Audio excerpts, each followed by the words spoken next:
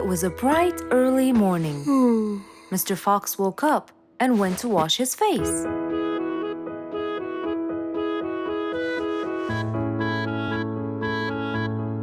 Since he was feeling a little hungry, he went to prepare some breakfast.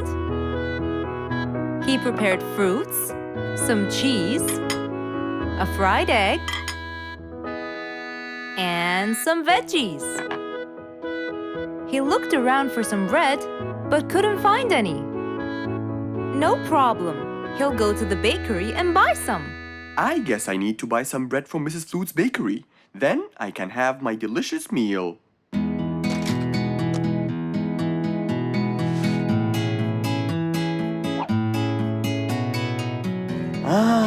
I'm very hungry. I'm sure glad the bakery is close by. I won't be needing my car.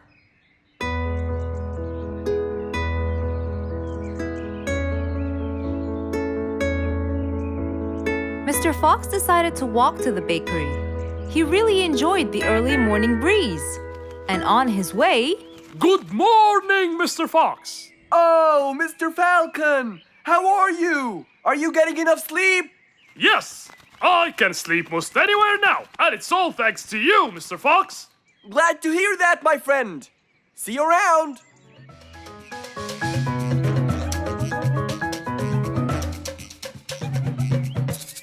When Mr. Fox finally reached Mrs. Flute's bakery, he found a long line of customers. He got in line and patiently waited his turn.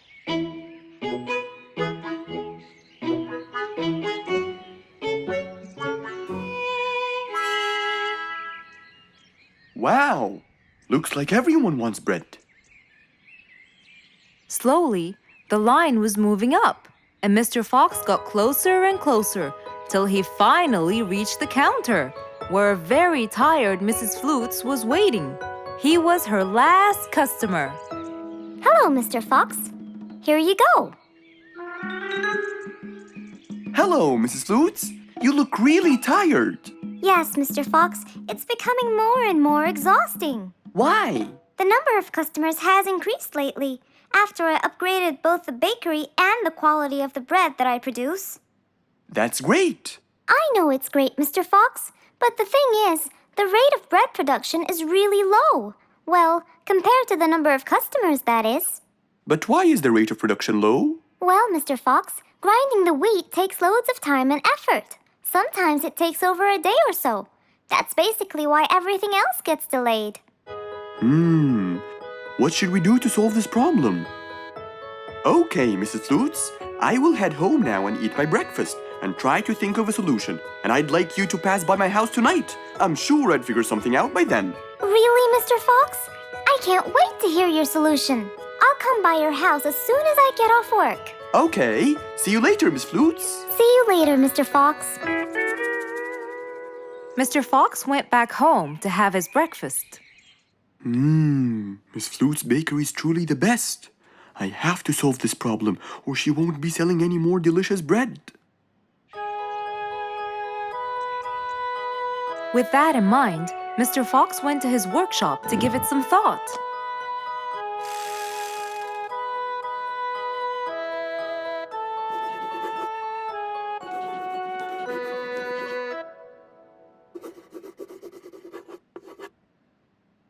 Finally, he had a great idea.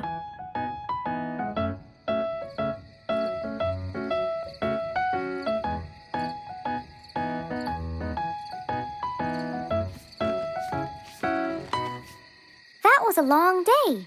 I should head straight for Mr. Fox. I'm sure he would have solved my problem by now.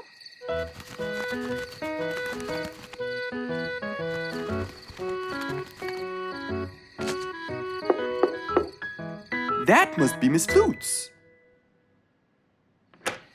Hello, Miss Flutes. Come inside. Hello.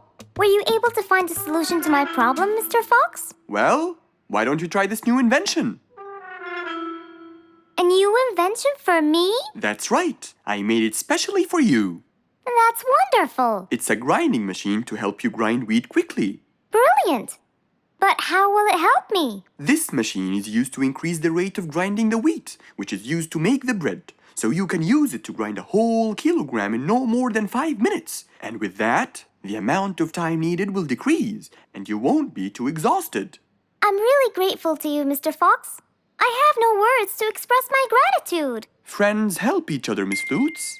You're really kind and generous, Mr. Fox. I want you to start using this new device tomorrow, and I will call you to check in every once in a while. Okay, Mr. Fox, I will. I'll be going now. Thank you again. Goodbye, Miss Flutes, and have a good night. And so, Mr. Fox waved goodbye to Mrs. Flutes. Then, he sat on his comfortable sofa. He looked out his window and admired the jungle he lived in for so long. He happily thought to himself, I love helping my friends.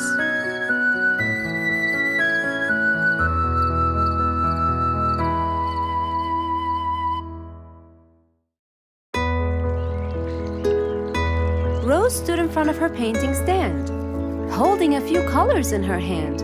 But things weren't going as she planned. I think I should just paint the pig blue. No, wait. Maybe this will do. Maybe I should just take some of the pink color on my feathers.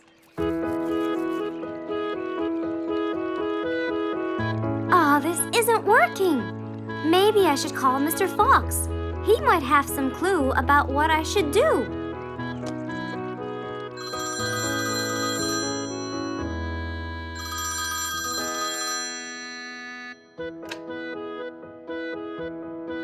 Hello. Hello, Mr. Fox. It's me, Rose. Oh, hello, Rose. How are you? I'm fine, Mr. Fox, but I do need your help with something. Do you think you could come and meet me? I'm at my usual painting place. Sure, I'll be right there. So, without a moment to lose, Mr. Fox got ready, got into his car, and drove off to where Rose was painting.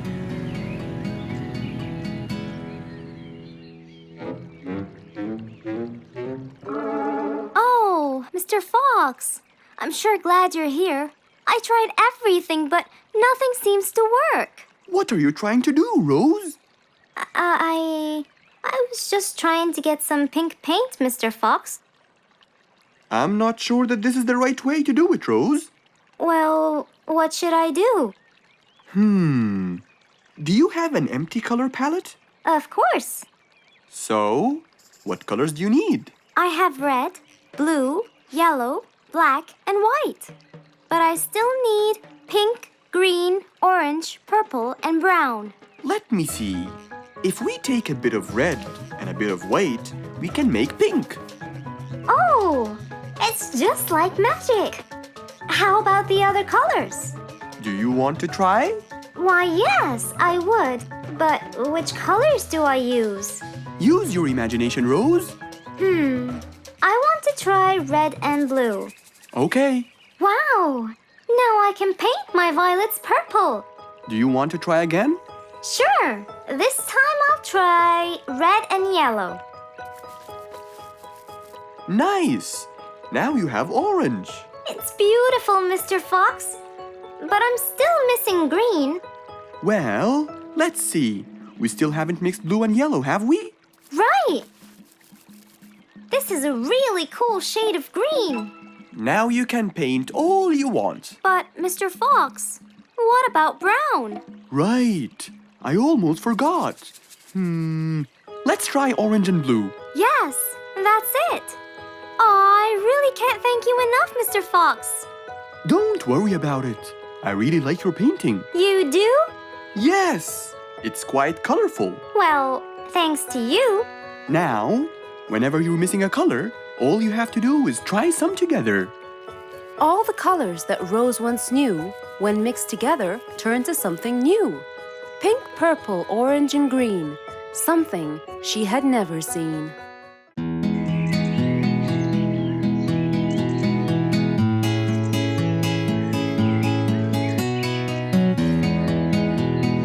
Spike the Dragon always bragged about how good he was at photography. And all he wanted was just one little chance to prove to everyone how talented he was. It didn't take long before someone actually recommended him to be the official photographer of King Rorik the Lion's birthday party. All done and send. Wow! That's a nice picture! Now we know who'll be our photographer. And immediately, Mr. Tiger sent a message to Spike. Oh! Finally, someone recommended me! I won't let them down. I promise. And so, Spike started to train and practice some more. His pictures were beautiful, and he felt so happy.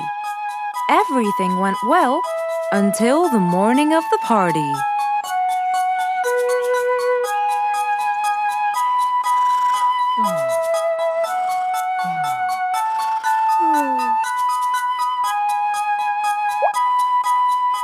Oh, today's the day! Finally! Maybe I should train some more.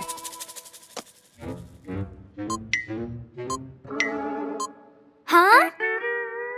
Oh no! What have I done?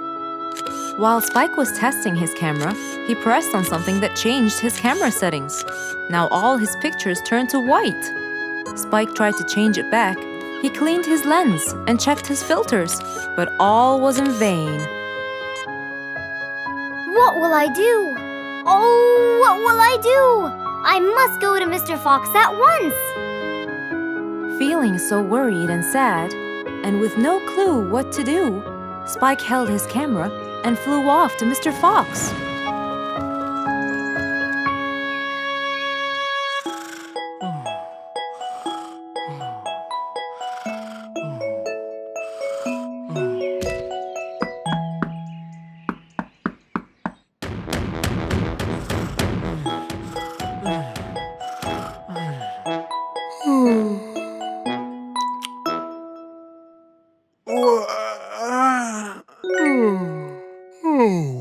How could it be this early?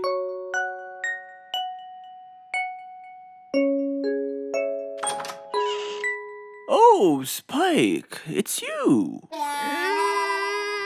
Help me, Mr. Fox. My camera. Help! All white, broken. Help! Calm down, calm down. Please, come in. Spike followed Mr. Fox inside. He sat down and started to speak slowly. You know today's the king's birthday party. Yes, and you've been hired as the official photographer. Congratulations, Spike. Oh, Mr. Fox, it would soon be condolences. What? Why? My camera. It's broken. Broken? Yes, I woke up early today and tried to check it. But I found that every picture I take becomes white. Have you checked the lens? Yes, and I re-cleaned them to be sure. But it's no use. And the filter? Everything. The lens and the filter. Can I take a look at it? Mr. Fox held the camera and started to check the settings. Where could I buy another one now? Do you have a professional or digital one? I don't think you'll need it, Spike. I'll go straight to prison, right? No, it wouldn't be fair to send the most talented photographer to prison. They'll all laugh at me. Are you sure about that?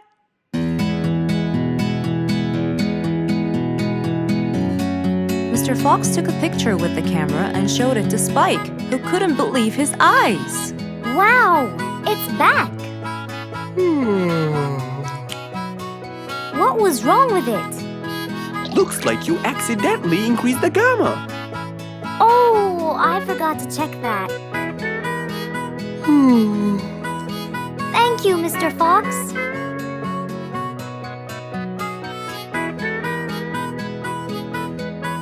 I'll go now. See you at the party. That would be awesome. With that, Spike walked out of Mr. Fox's place. He went back home with a smile on his face.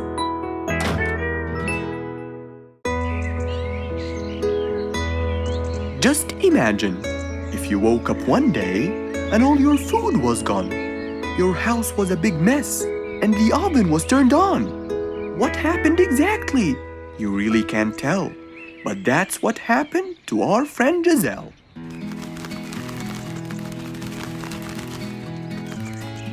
It was a lovely morning, just like all others. But when Giselle arrived, she was burdened with troubles.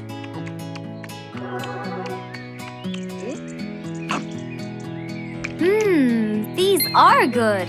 Yeah, my mom makes the best pancakes in the world. Look, it's Giselle. Hey, Giselle, come join us. Have some of these delicious pancakes. Thanks. I'm not hungry. What's wrong, Giselle? You guys, I think a thief broke into my house. What? Food has been going missing from my home, but I didn't think much of it. But the amount of food disappearing kept getting bigger and bigger. And yesterday, all of my food went missing. And there was a huge mess at my house. I even found the oven turned on. My house could have burned to the ground. Oh, I'm so sorry to hear that. Are you okay? This sounds really dangerous. What if this happens to my house next? Calm down. Whatever it is, I'm sure we can deal with it. Giselle, let's go to your house and check it out. And so, they left for Giselle's house. They had no idea what would be waiting for them. Oh dear, what a mess. Did you not hear them at all? I heard noises, but by the time I got up, they were gone. Did they take anything else other than food? No, nothing else is missing. So how do you explain all this mess? Maybe they were trying to find their way in the dark. I think Bingo's right. They didn't want to turn the lights on so no one would see them. Yes, but there are more important things. A thief had been here last night, and I don't think Giselle had time to worry about all the dishes. You're right. These are not mine. I didn't use these. That means that whoever was here didn't just steal the food. They ate it all here. That would explain why the oven was on. They cooked. Okay, calm down. We'll figure out a plan to catch them. But first, let's clean everything up. They started cleaning the house, trying to help their poor friend out, while being so worried about what's going to happen next. Any idea how we're going to catch them? I have an idea. We'll have a neighborhood watch. You know, we'll stay up around the house so we can catch them as soon as they come near.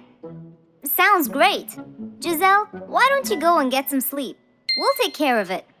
Thanks, guys. They all sat in anticipation, ready to jump on the thief without any hesitation. But hours passed by with no one in sight. They started to become very, very tired. Does anybody else feel a little bit sleepy? Yeah, and cold, and a little hungry.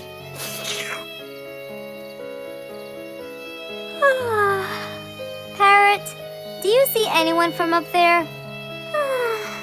No, no one's around. Guys, you can go home.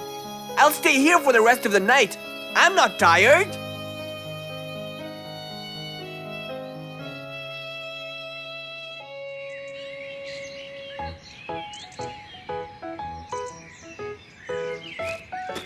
Good morning. What happened after we left? Did you see them? I heard a noise from the bushes near the house, but no one was there. They must have seen me, got scared, and ran away. Wow, you must have looked so tough. How did you get them so scared? I'll teach you guys. First, you have to stand chin up, hands on your waist, and look so focused. Then, you walk back and forth. back and forth in front of the house so they wouldn't have a chance. Don't get distracted by anything, and most importantly, carry a weapon. A weapon? Yes, these are mine. A salt shaker and a ladle? It's a pepper shaker. You sprinkle it in their eyes and then hit them with a ladle. Ooh, scary. Okay, I think I got it. I'm going to be on neighborhood watch duty tonight. I'll go get ready. See you all later. And so, with a big responsibility to bear, Bingo guarded the house, steady and aware.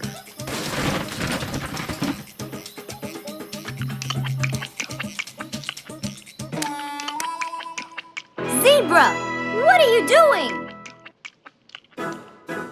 What? Where am I? Giselle's house. What is that noise? Did you catch him? Yes, it's Zebra. He's been sleepwalking and eating all your food. Oh no! Giselle, I'm so sorry. I wasn't stealing your food. This happened before. I sleepwalk a lot. Don't be mad. I can't believe it's been you all along. That is so funny. You're not going to tell everyone about it, are you? If she doesn't, I will. I knew you couldn't scare a thief away with a ladle. You could!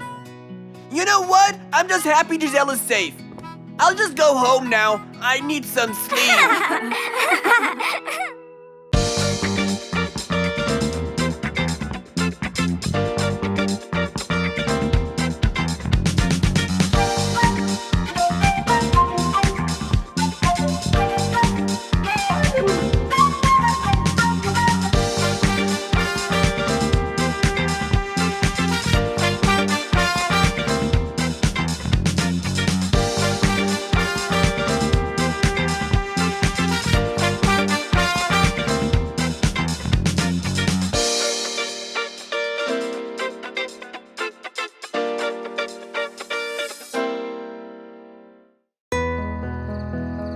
One nice spring night, Mr. Fox was sitting in his balcony, relaxing and drinking his favorite juice, when suddenly the phone rang.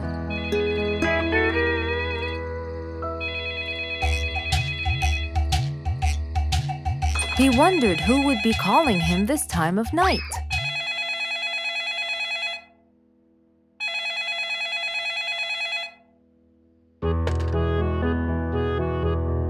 Hello?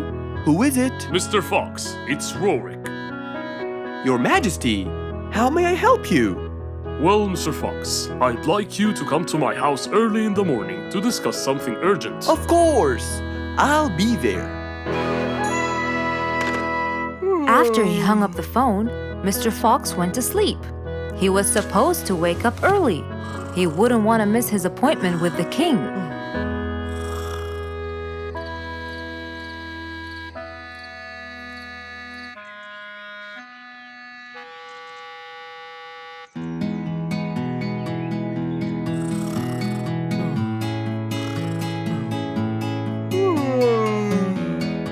Early next morning, Mr. Fox woke up and went to wash his face. After that, he got dressed and was all ready for his appointment with the king. He got into his car and drove off.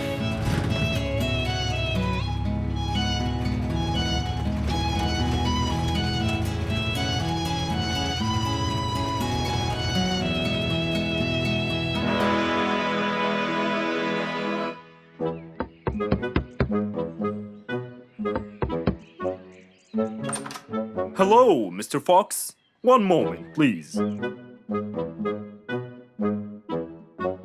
Your Majesty, Mr. Fox has just arrived. May he come in? Of course. Let him in. Come in, Mr. Fox. His Majesty is waiting for you. Good morning, Your Majesty. Hope I'm not late. No. You're always on time. How are you, Mr. Fox? I'm fine. And how's our little Frisky? He's fine. A little mischief every now and then. You can never get him to stay in one place. But thanks to your bracelet, we can always find him. Saved us a lot of trouble. It's my pleasure. So tell me about this urgent matter. As you know, our jungle's population has been increasing lately. Indeed, our population has increased. Yes, but it's getting harder to summon them all to the meeting every time. That's why I called you, Mr. Fox. I need you to figure out a way for me to reach all the animals at the same time. Let me see. I need to think this through. That's okay, Mr. Fox. But please, don't take too much time. Don't you worry, Your Majesty. I will find a solution by tomorrow. As Mr. Fox got into his car to get back home, he thought all the while about the king's request. How could he help the king with his problem?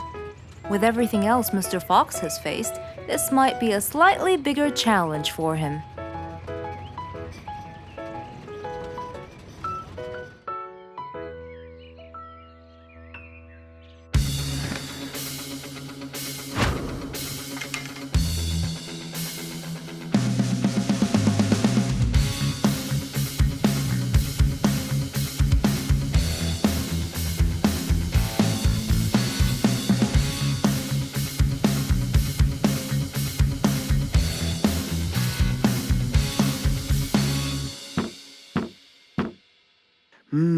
This is more challenging than I thought.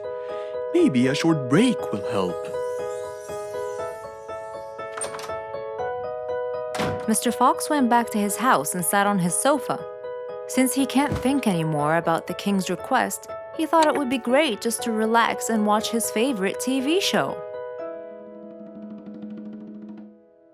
Everything was peaceful and quiet. But then suddenly, I got it! Mr. Fox rushed back to his workshop. He quickly designed a new device. He carried the new device to his car, and off he went to King Rorik's place.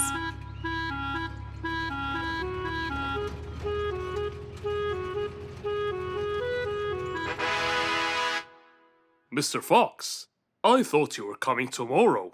Did you solve my problem? Yes, Your Majesty. This is a solution to your problem. That's great! But what's that, Mr. Fox? This is a megaphone. I made it specially for you. Every time you need to meet the animals, all you have to do is roar into it. Mr. Fox, you're a genius! But be careful. It's powerful. So make sure that no one is around you when you use it. Of course! I can't thank you enough, Mr. Fox. You're a great asset to all of us. It's my pleasure, Your Majesty.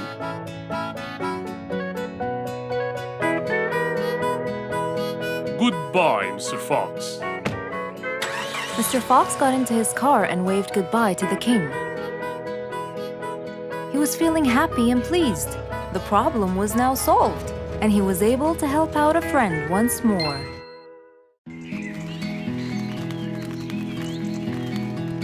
It was a beautiful sunny day. Feeling bright and early, Mrs. Sharpie was on her way to work.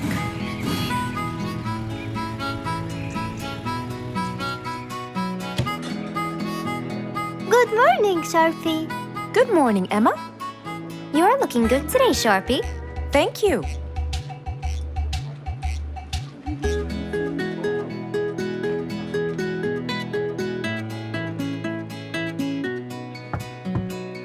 Come in.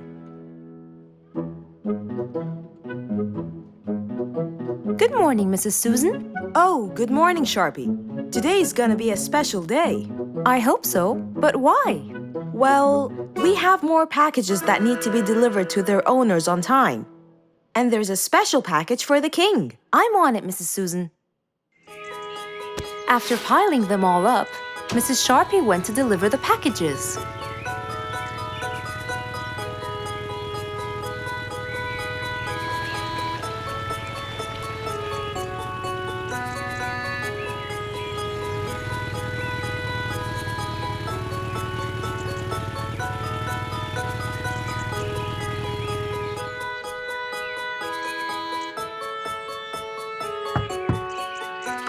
Here's your package. Thank you, Sharpie. Just in time. Looks like delivering the next one is gonna take some time. After safely delivering the package to Mr. Camel, Mrs. Sharpie took off to the opposite side of the jungle to deliver a package for Mrs. Deer.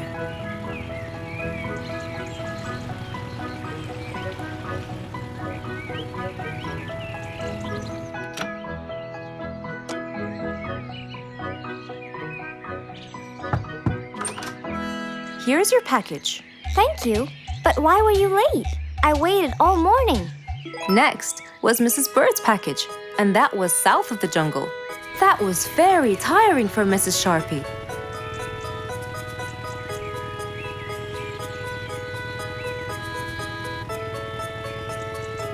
Mrs. Bird! Mrs. Bird! Here's your package. I thought you weren't coming. Thanks anyway. Next was Spike the Dragon.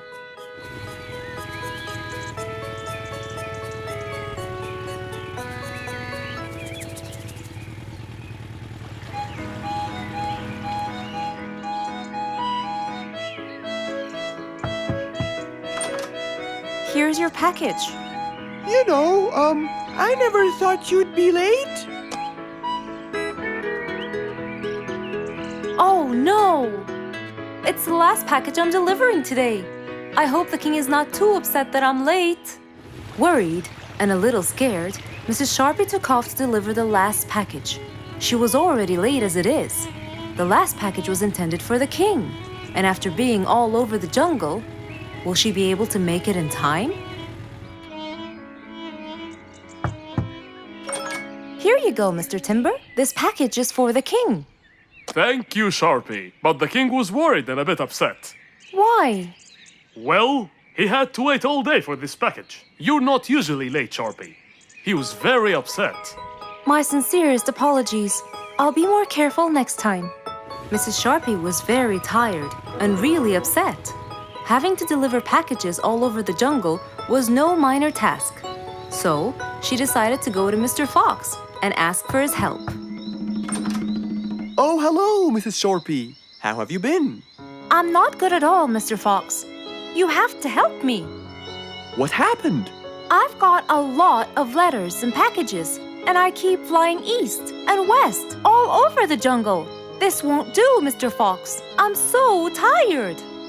Oh, Mrs. Sharpie, you do look exhausted. Please come in and we'll figure this out together.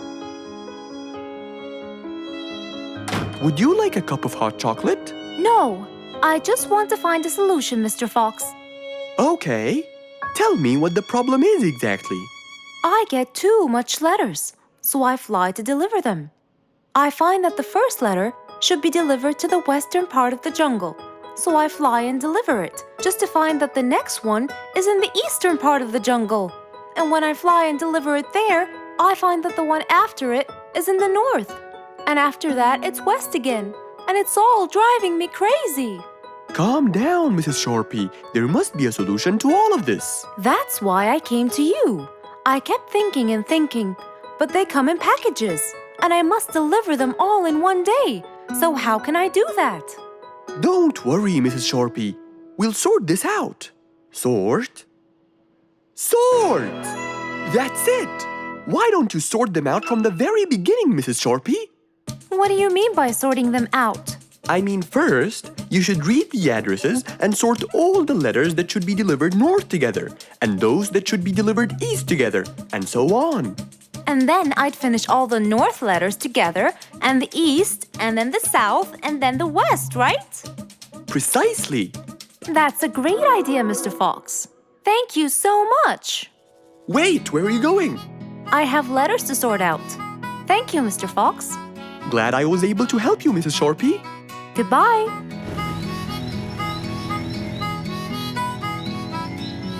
Happy with the solution she got, Mrs. Sharpie took off and looked forward to a new day with her new planned plot. What a beautiful morning! Mr. Falcon should have been here by now. He was supposed to get me some sugar candies from the other side of the river. I can't cross that river on my own. I can't swim.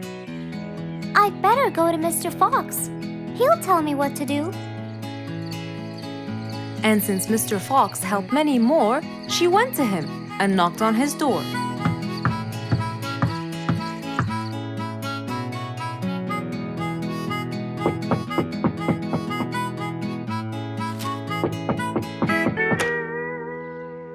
Who's there? Over here, Mr. Fox. Oh, little Auntie Lou. Welcome. Please come in. Thank you, Mr. Fox.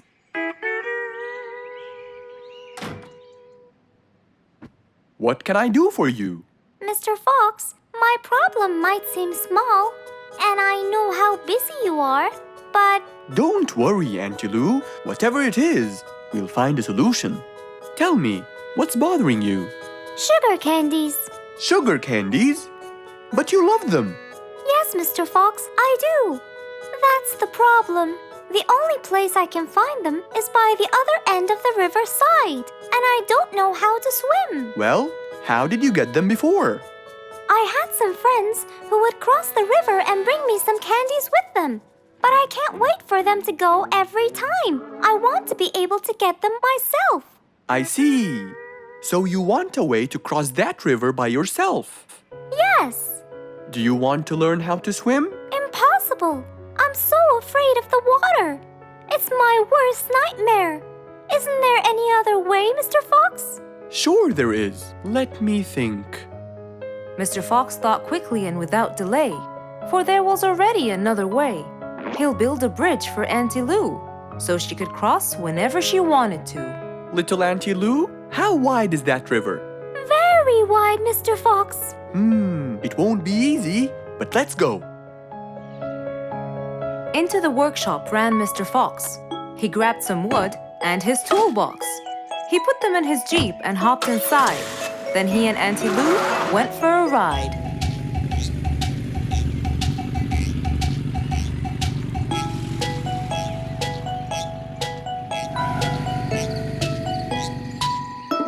Little Auntie Lou, that's not a very wide river. But it is to me, Mr. Fox. You're only saying that because you're too big. Maybe you're right. Little Auntie Lou, let's get started.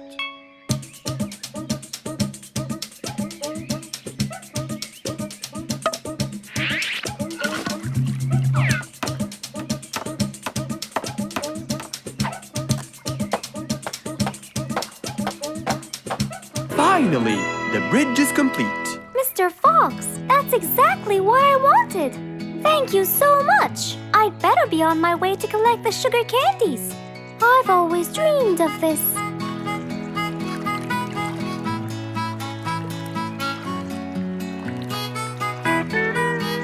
Enjoy the candy, little Auntie Lou. After giving his friend a happy end to the day, Mr. Fox took his car and carefully drove away.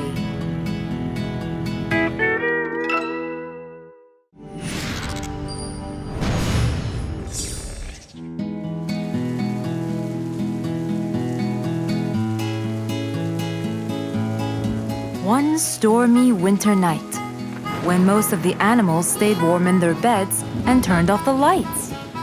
There was thunder, there was lightning, and Woody the Woodpecker found it frightening. He knew he was in trouble, for his house will soon become rubble. Oh no! What am I going to do? I better go to Mr. Fox before things get worse. With a nice cup of hot chocolate, Mr. Fox continued reading his book when the doorbell rang. It was winter. No one would walk in the rain unless they had a complaint. Woody, what are you doing walking around in such cold weather? Hurry, come in.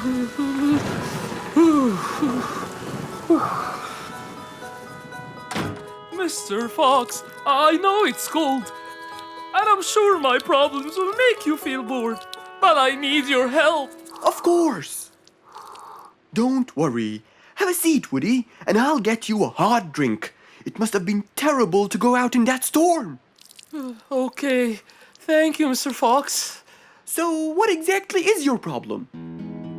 My roof It gets ruined by the rain. Oh, I keep fixing it every now and then, but now every winter is a nightmare. here you go, Woody. Thank you, Mr. Fox.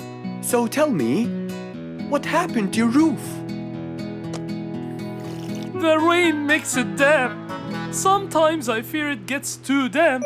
It might fall. Oh, you're right. That's a serious problem. Well, will you help me? Mr. Fox knew he couldn't stop the rain, but he couldn't let Woody's efforts be in vain. There had to be another way. I have an idea. We need to guide the water off your roof. But how can we do that? Well, we need to visit the jungle shop. But first, we'll wait for the storm to pass.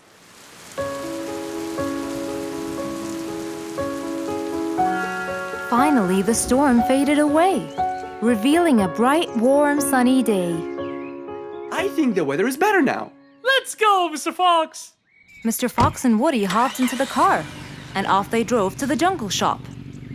So, what will we buy from here, Mr. Fox? A sloped roof. A roof? But how will we transport it? Oh, don't worry. There's a new type of roof. They sell them like, pieces of a puzzle. Oh, that's smart! Yep. Mr. Fox and Woody chose a nice big red roof.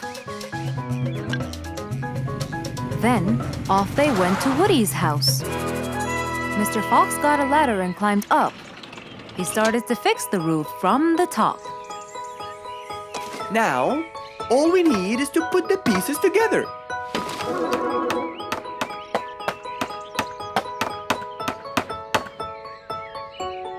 All done.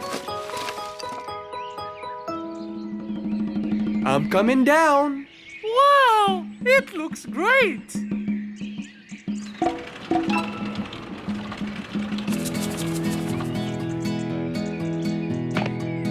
That way, all the water will slide down and the rain won't bother you again.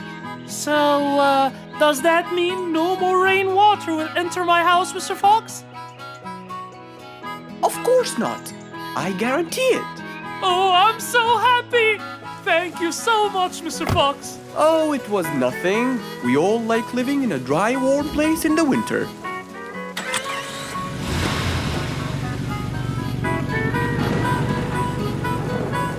Woody thanked Mr. Fox, for now he could enjoy the warmth and comfort of his house.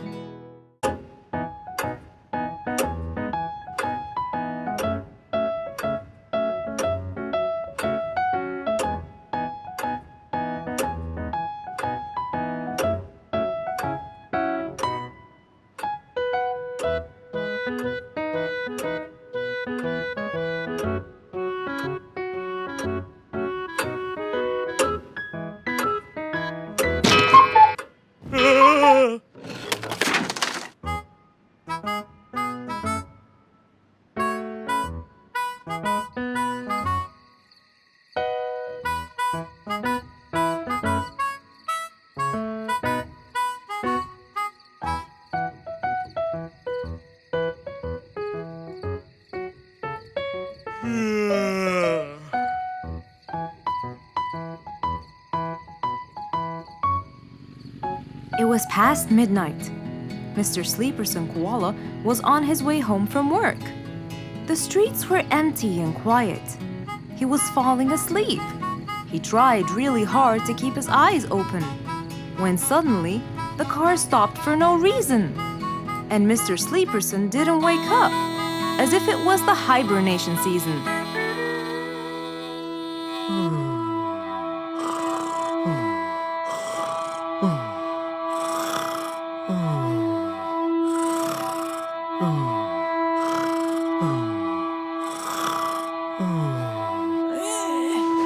What is that?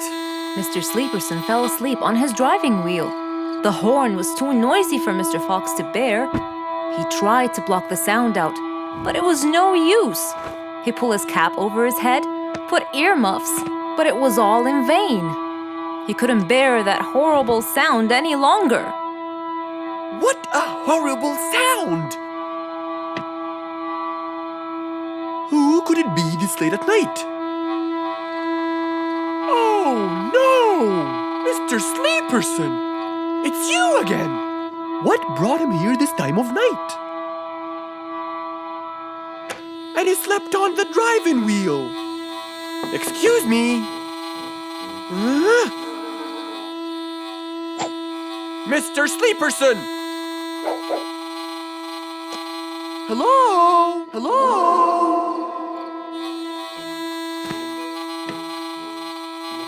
Oh, that's enough. What? Where? What time is it? It's 2 in the morning. And you fell asleep on your driving wheel in front of my house. Oh, Mr. Fox. Hello. Oh my, it's 2 a.m. Oh, you noticed? So how can I help you, Mr. Fox? Help me? Help me? You're the one in front of my house. What am I doing here? I don't know. You tell me. I was fast asleep when I woke up to that horrible sound of your noisy horn. Oops. Sorry. I must have fallen asleep while I was driving again. My bad. Never mind that. Could you please drive all the way to your own house without falling asleep or bumping your head against the horn? Oh, sure, Mr. Fox. Have a good night. Good night. But as Mr. Sleeperson tried to start the car, it wouldn't start. Huh? Oh, man! Oh, Mr. Fox, wait! Help! Now what? The car won't start. Is that so? Can you check it for me, please? Of course!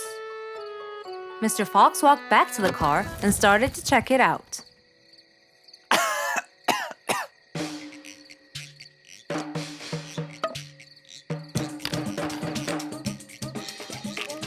Everything seemed fine. However, when he lowered the hood cover, he found Mr. Sleeperson sleeping in the back seat. He couldn't control his anger. He banged the hood cover. But Mr. Koala was still asleep. Mr. Fox decided to hop into the front seat and try to start the car himself. Huh? Mr. Sleeperson! Your car is out of fuel! Who? Where? Your car is out of fuel! No way! Oh, What will we do now? you have to fill the tank! Okay. Mr. Sleeperson! What? Wake up! I'll fill your tank for you. I have some fuel in my house. Oh, that would be great.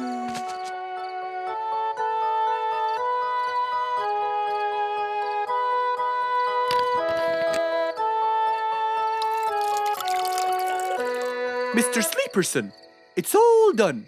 You can go home now. Oh, thank you. Thank you so much. You're welcome.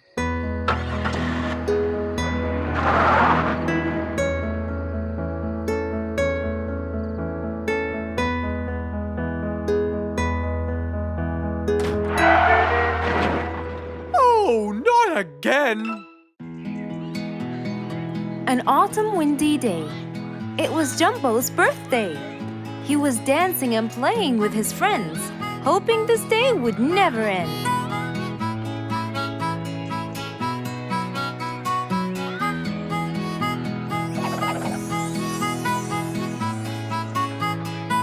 Everyone ran to hide all the same, but Jumbo slipped and fell.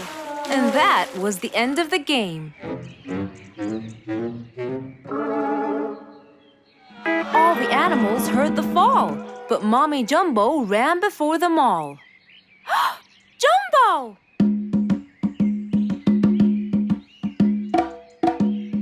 Oh, Jumbo.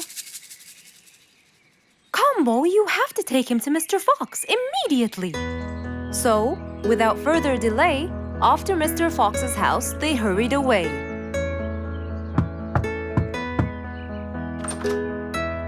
Hey, Mrs. Combo, what's wrong? Help me, Mr. Fox. Jumbo is ill. Oh, please come in.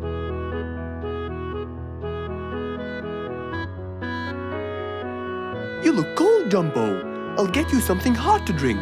Thank you, Mr. Fox.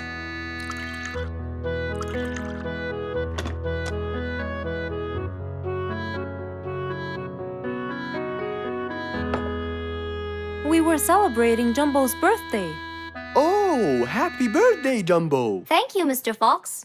But as he was playing with his friends, he slipped and fell into the pond. He started shivering and sneezing. I feared he might be sick, so I thought I should bring him to you, just in case.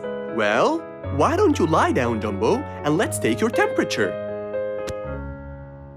Open your mouth. Say ah. Ah. Fever, stuffy nose, red dots all over his trunk. It's definitely sniffles. Oh my, sniffles? Don't worry, Mrs. Combo. It's just a sniffles fever. It will go away. All you need, champ, is some rest and just one pill of antidote. And when you're better, you can go back to play with your friends. Thank you, Mr. Fox. After thanking Mr. Fox, Mrs. Combo took Jumbo back home to let him rest.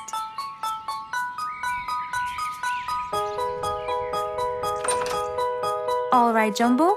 Now all you need to do is follow Mr. Fox's advice and keep Mr. Thermometer under Under my tongue? To find out if I'm all better so I can go outside and play with my friends? But first, you gotta Keep my thermometer in my mouth? right, son. You can count on me. Now, you'll stay put and oh, sorry. Call me when it beeps.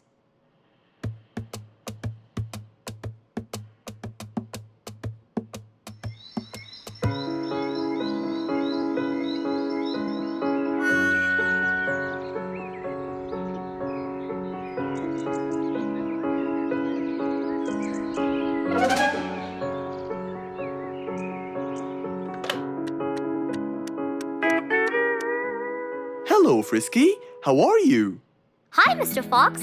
Roo and I were playing and I'm about to win. Listen, Frisky. I'm going to visit Jumbo now and check on him. I'm sure he'd be really happy if you and Roo come with me. What do you think? Great idea, Mr. Fox. I want to check on him too. We'll meet you there. As agreed, Mr. Fox met Frisky and Roo at Jumbo's house. I'm coming.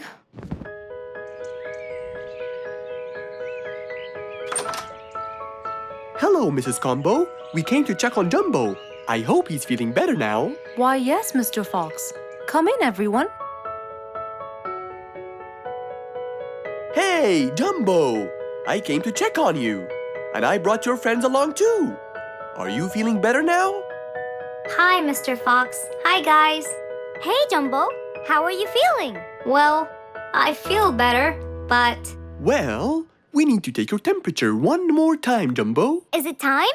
It's time, all right? what does it say? Well, let's see. Your temperature is, oh. Your temperature is just fine and dandy, Jumbo.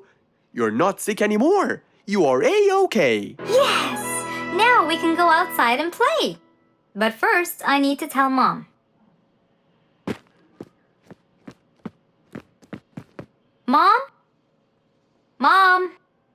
Where could she be? She's not in the kitchen. Mom! She's not in the living room. I wonder where she is. I'm here in the bedroom. Mom?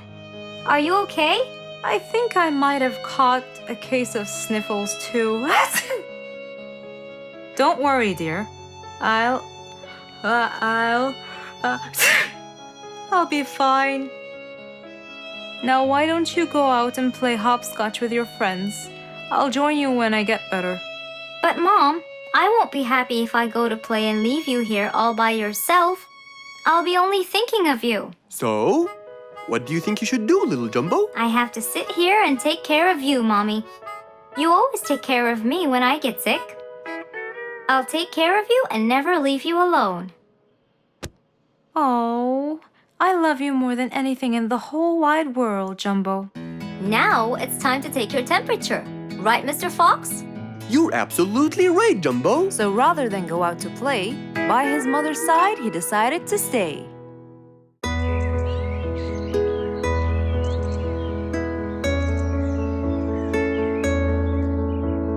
One cold morning, while everyone was shivering in their houses, Mr. Fox woke up and went to watch his favorite team play.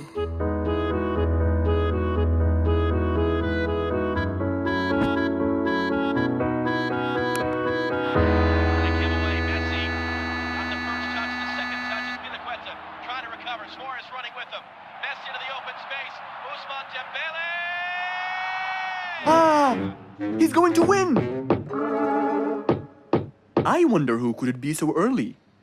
Wait a second! I'll be right there! Good morning, Woody! How are you?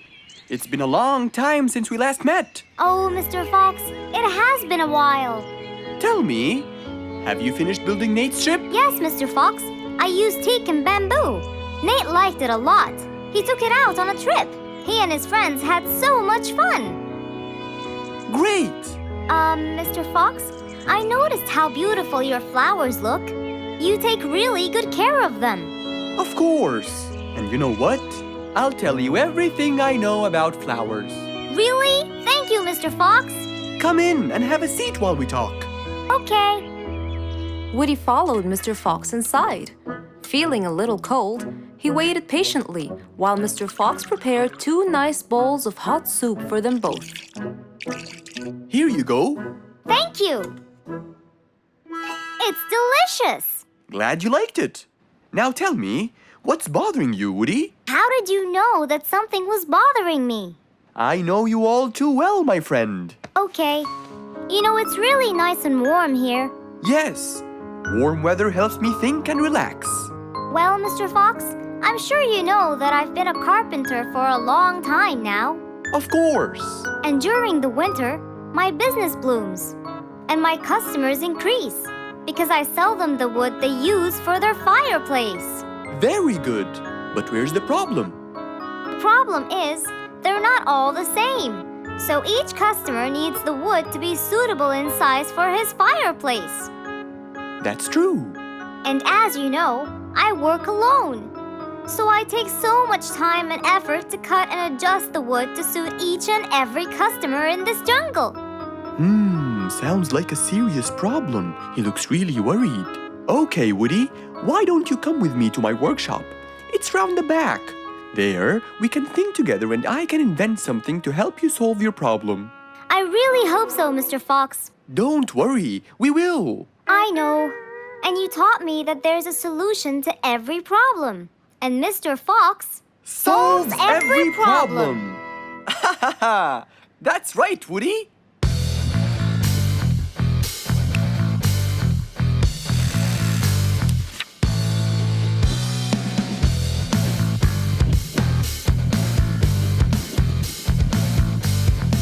I will invent a gigantic wood-cutting machine that has the ability to choose and control the size and shape of your wood depending on what you need. What? Really? Aw, you're the best, Mr. Fox. I'm just going to need some time to build the machine. You got it, Mr. Fox. I'll go get a few things done and I'll come back. Okay, I'll see you then, Woody.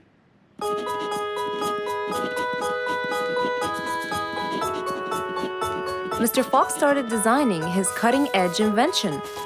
He knew that is exactly what Woody needed to help him with his carpenting business. And because he was making this device for Woody, he thought he'd add a bit of color to make it all even more special. Finally! This is it! Mr. Fox's size-adjusting wood-cutting machine.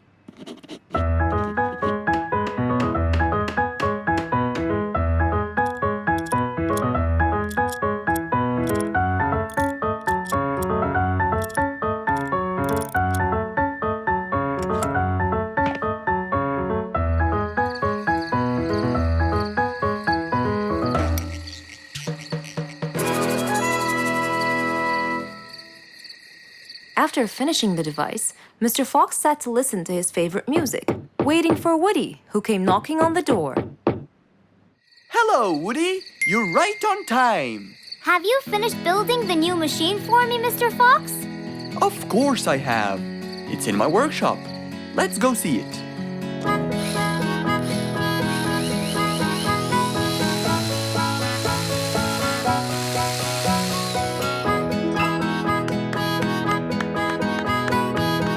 Fantastic! I don't know how to thank you, Mr. Fox. I'm really grateful for what you've done. Don't thank me. I only did what I had to do. I'd better be off now to cut more and more wood. Have a wonderful evening, Mr. Fox, and thank you again. Good night, Woody. See you soon.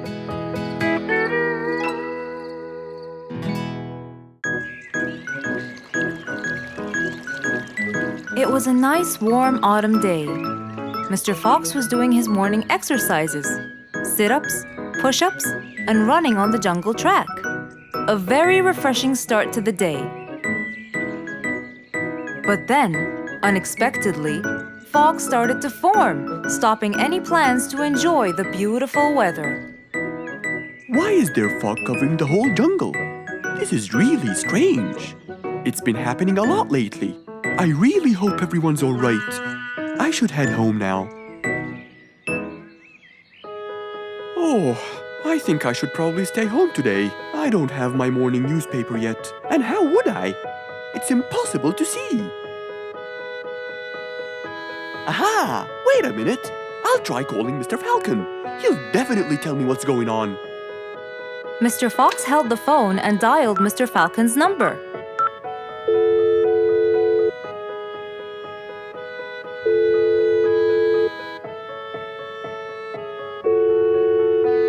Oddly enough, there was no answer. I guess he's not home.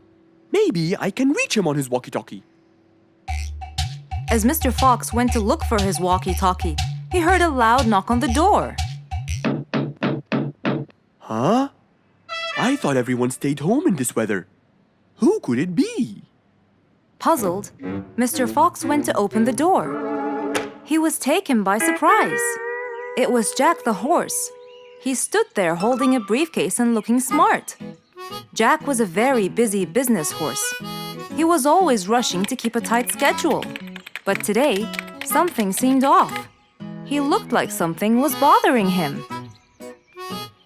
Oh, Jack! What a nice surprise! It's been a long time since we met.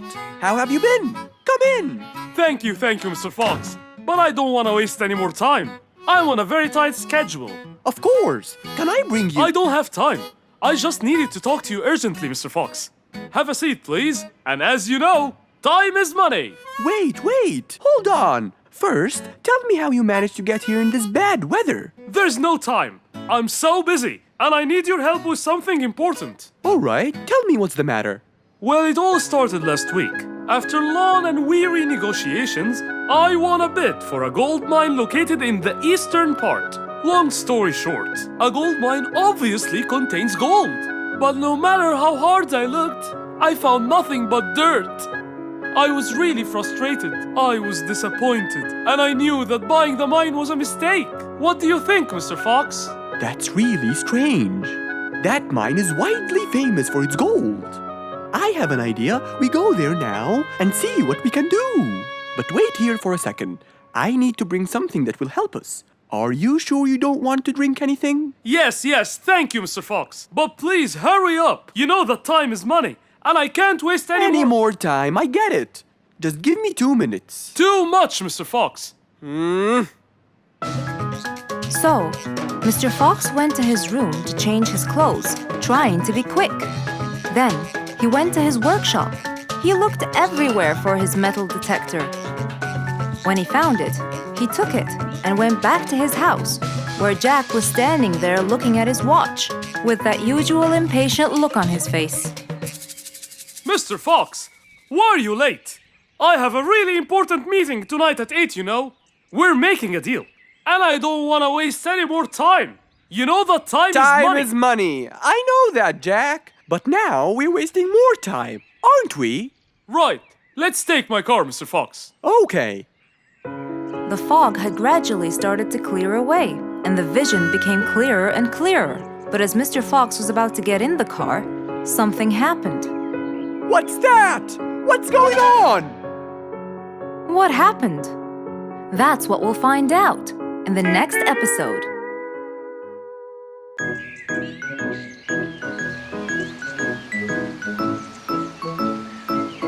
It was a beautiful Saturday morning. Since the sun was shining and the weather was nice, Mr. Fox thought it was perfect for morning exercise.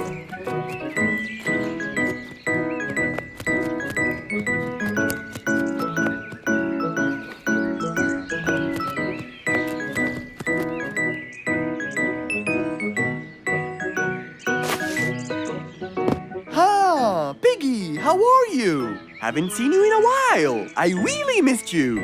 I'm fine, Mr. Fox. I really missed you too. I hope you're doing great. Why does he look so sad? I hope nothing bad has happened.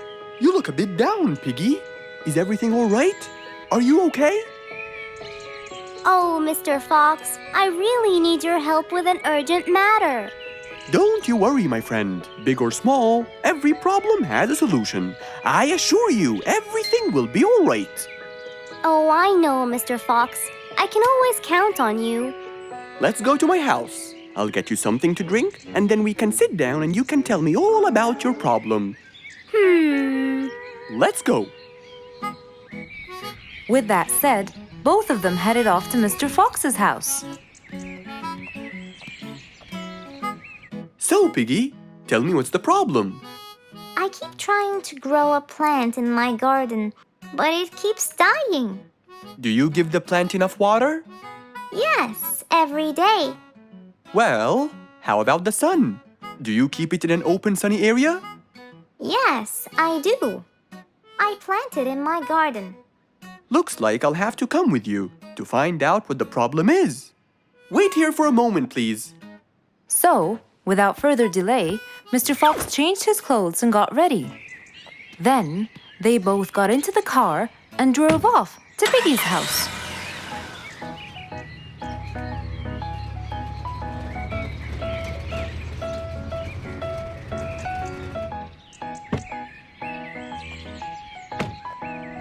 Look, Mr. Fox. These are the plants I told you about.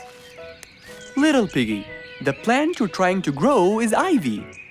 And ivy likes to grow on something firm, like a gate or a wall. That's how they grow so tall. Ivy? I thought it was just an ordinary plant. Well, you can still grow it on the garden wall. Piggy, do you have a ladder? Yes, Mr. Fox. Over there. Okay, come with me. Hand me the drill, please.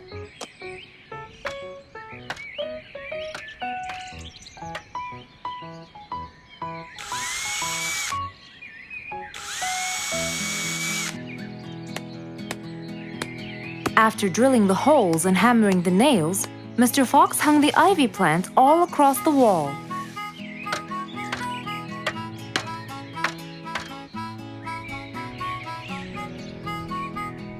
Now, when the ivy grows, it will find this wire to hold on to.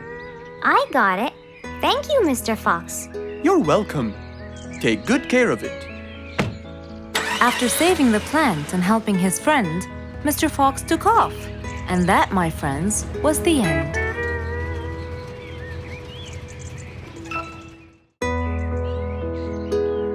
It was a bright sunny day. Mr. Fox had had his breakfast and was now out doing his morning exercises. It was then when he saw Woody, who was passing by. Ah, Woody, how are you? Haven't seen you in a while. I really missed you. I'm fine, Mr. Fox. I really missed you. I hope you're doing great. Why does he look so sad? I hope nothing bad has happened. You look a bit down, Woody. Is everything all right? Are you okay? Oh, Mr. Fox, I really need your help with an urgent matter. Don't you worry, my friend. Big or small, every problem has a solution. I assure you, everything will be all right. Oh, I know, Mr. Fox. I can always count on you. Let's go inside. I'll get you something to drink, and then we can sit down and you can tell me all about your problem. Let's go. Woody followed Mr. Fox to his house. There, Mr. Fox prepared something special for Woody to help make him feel better.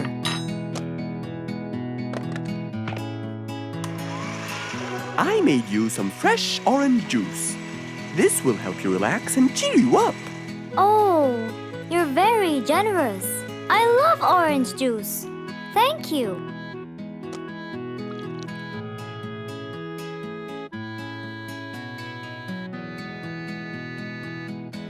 Mr. Fox, I'm really sorry to bother you over and over again, but I had no choice. Oh, no worries, my friend. You know, Mr. Fox, I'm the jungle carpenter. My business has been growing recently, and now I have many customers. Yes, you're a hard worker. You deserve it. I used to build boats for fishermen. I got famous for my skills, especially after I built Nate the fisherman the boat of his dreams. He went and told everyone in the jungle about it. They overwhelmed me with requests. That's fantastic. I'm really glad to hear that. But Nate came to me yesterday and asked if I could build him a ship.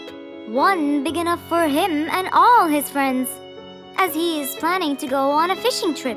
It's for a special trip, he said. Yes, I've heard about that. Well, the problem is, I've never built a ship before, and I have no clue what kind of wood I'm supposed to use. I don't know what to do. How will I build him the ship he needs without the proper wood? Will you help me, Mr. Fox? Whoa, that's a serious problem. I'm gonna have to look through my books. Well, you're never too old to learn something new. I could use some time. I'll call you as soon as I find a solution. I will be waiting for your call. I know you'll be able to help me, Mr. Fox. After Woody left, Mr. Fox started his researches on shipbuilding.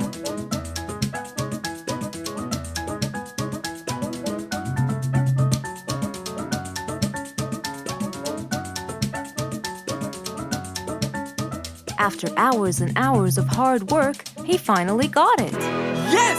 I've got it! But what did he get? We'll find out in the next episode.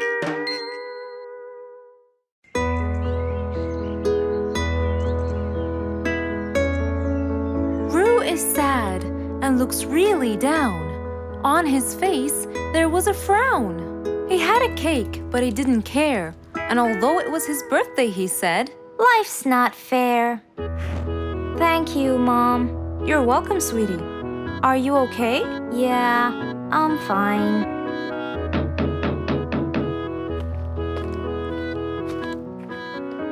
Oh, look who's here. It was Roo's best friends, Poppy and Fluffs.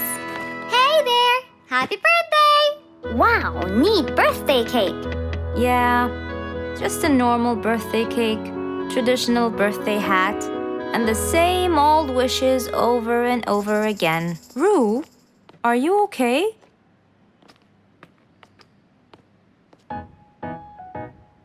Bad timing, huh? He looks sad. I know, but the cake is still here. Oh, stop it. We have to help him feel better. It's his special day. A little bite won't hurt. Oh, sure, the cake won't hurt. But what about my fist? Fine, fine. What do you have in mind? Let's go. Where to? I know someone who can help. Mr. Fox? Duh. In an attempt to help their friend, Poppy and Fluffs went to Mr. Fox. Only he would know what to do.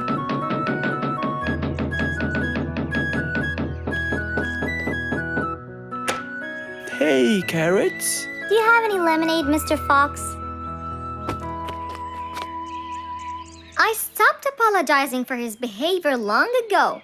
You know, Fluffs, he's just Fluffs.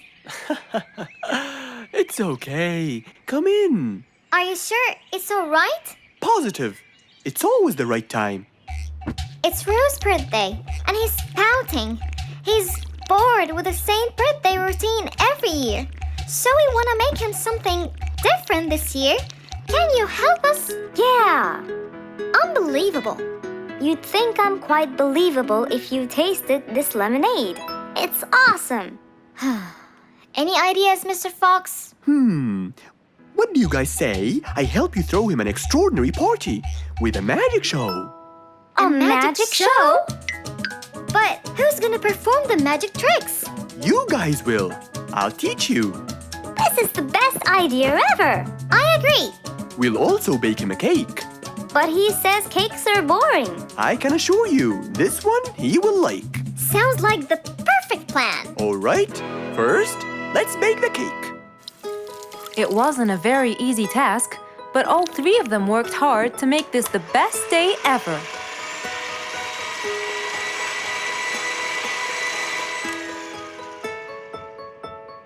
This is the coolest birthday cake ever.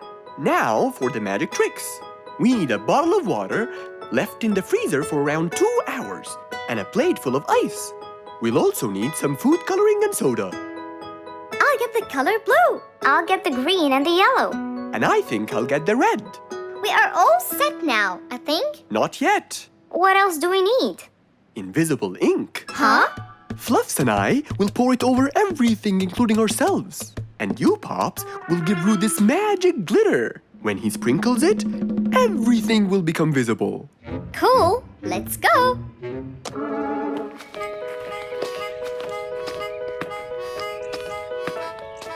Let us pour the invisible ink now.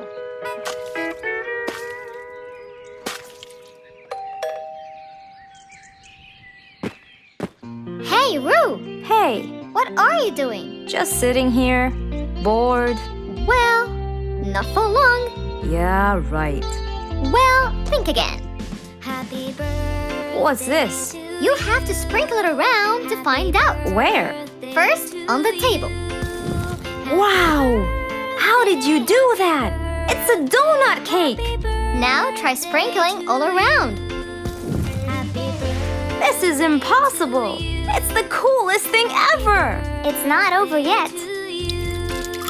Happy birthday, happy birthday, happy birthday to you. I can't believe you guys did all this for me! All thanks to Mr. Fox. He was a great help.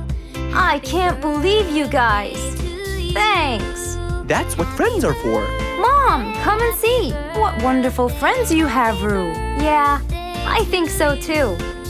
Because of his friends, Roo's birthday was extra nice. One celebration was not enough, so they celebrated twice.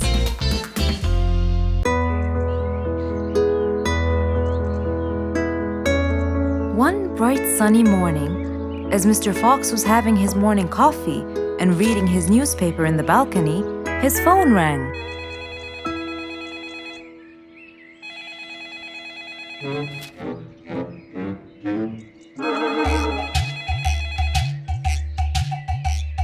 Who could it be so early in the morning? Hello? Hello, Mr. Fox. It's Rorik. Oh, hello, Rorik. How are you today? Not very good, I'm afraid. Why is that? My piano. I tried playing it today, but it sounds weird. How so? I don't know. Could you please come and check it out? Sure, I'm on my way. Thank you, Mr. Fox. I'll be waiting for you. And I'll be right there.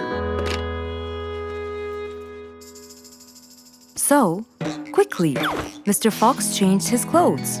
He took his toolbox and his car keys, got into his car, and drove off to Rorik's place.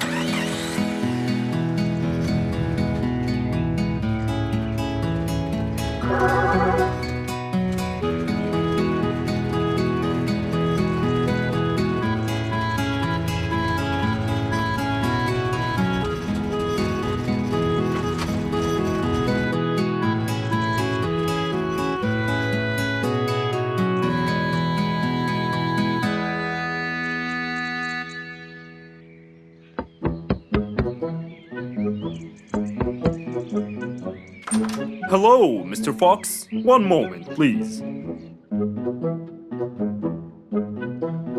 Your Majesty, Mr. Fox has just arrived. Of course. Let him in. Come in, Mr. Fox. His Majesty is waiting for you. Good morning, Rorik. I came right away. Oh, you're here, Mr. Fox. Please help me with my piano. It's the only thing that comforts me. Don't worry, Rorik. I'll see what I can do. Mr. Fox started to check the piano. He tried playing a few notes. What is it, Mr. Fox? Is it broken? Mr. Fox, please answer me. It sounds horrible. It's not broken, Rorik. It just needs tuning. Do I have to buy a new one? No, Rorik. It's very simple. I can tune it for you. Really? Thank you, Mr. Fox. I almost had a heart attack. However, Oh no, not that word. I'm sorry, but it might take a while. Oh, it's okay. I can wait. Okay, then, I'll get started. Please, Mr. Fox, do your best. It's my everything. Don't worry, it'll be good as new. Mr. Fox opened his toolbox, grabbed a few things, then started to work.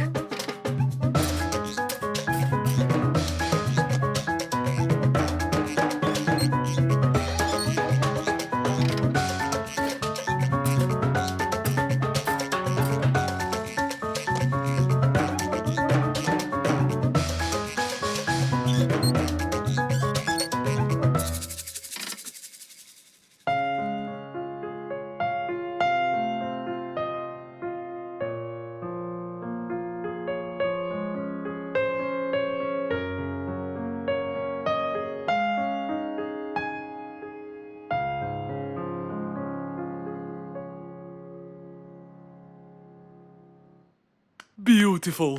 It sounds beautiful. Told you everything will be alright. I can't believe it. Thank you so much, Mr. Fox. Anytime, Rorik. And with that, Mr. Fox's work was all done. He waved goodbye and drove along happily. He had helped out a friend once more. For helping each other is everything you could ever wish for.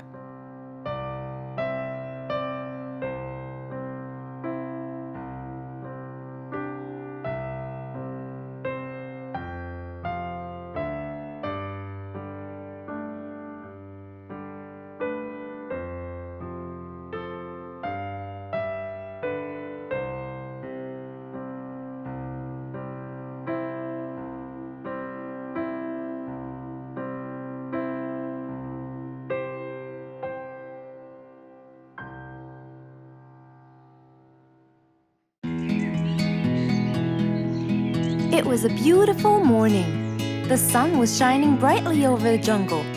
And seeing how nice the weather was, Mr. Fox decided to go for a walk.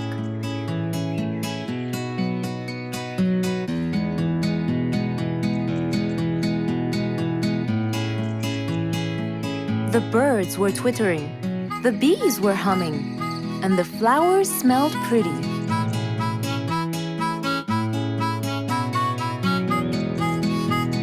As Mr. Fox was passing by Bingo's house, he saw him doing something really strange.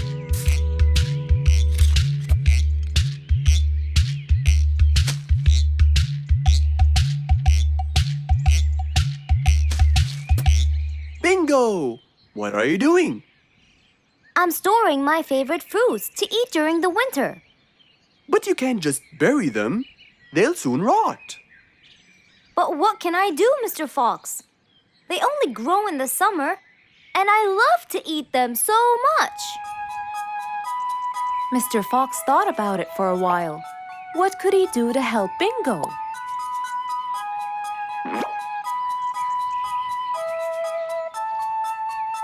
Don't worry, Bingo. I think I have an idea. Really? What is it? You'll have to wait and see.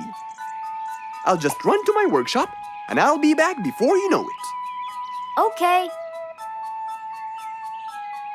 Mr. Fox went back to his workshop and gave it some thought.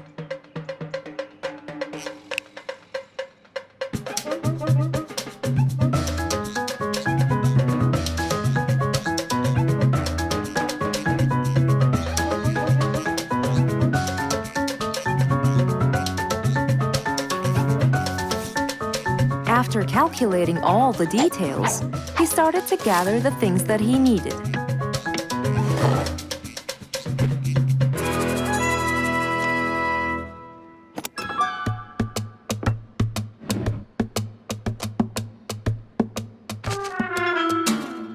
Then he took his toolbox and his car keys, and of course, the glass plates. He put them all in his car and was on his way.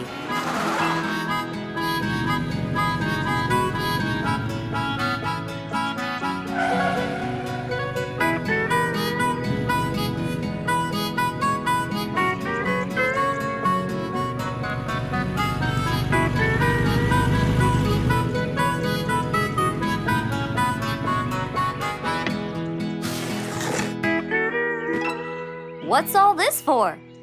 It's a surprise. I can't wait!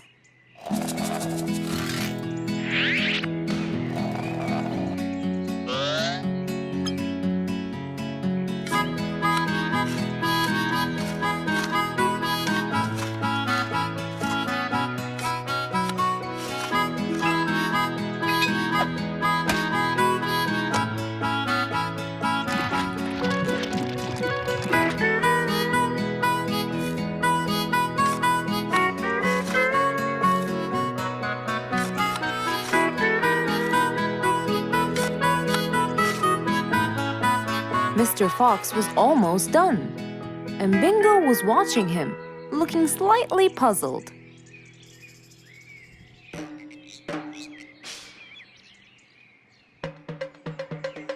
Here you go. You'll never miss pineapples again. So I can store them in here? No. You'll grow them in there. This is called a greenhouse. But it's not green, it's transparent. No. It's called green because we can grow green plants and fruits inside it whenever we want. Oh, so now I can have pineapples whenever I want? Yup. Anytime you want. Awesome! Thank you, Mr. Fox. Glad I could help. Here, this is for you, Mr. Fox. It's the best one I've got. Oh, that's very nice of you, Bingo. I love pineapples. Now you and I can eat them anytime we want. After helping out his friend, Mr. Fox went back to enjoy the rest of his day.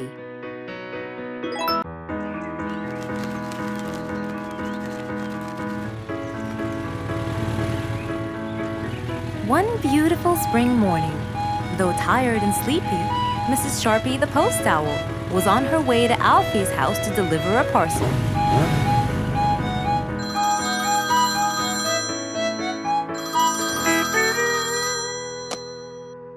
This is Alfie. Who is it? It's Chip, Alfie. How are you? I'm fine, thank you. Great! I sent you the new sheet music, which you have to rehearse.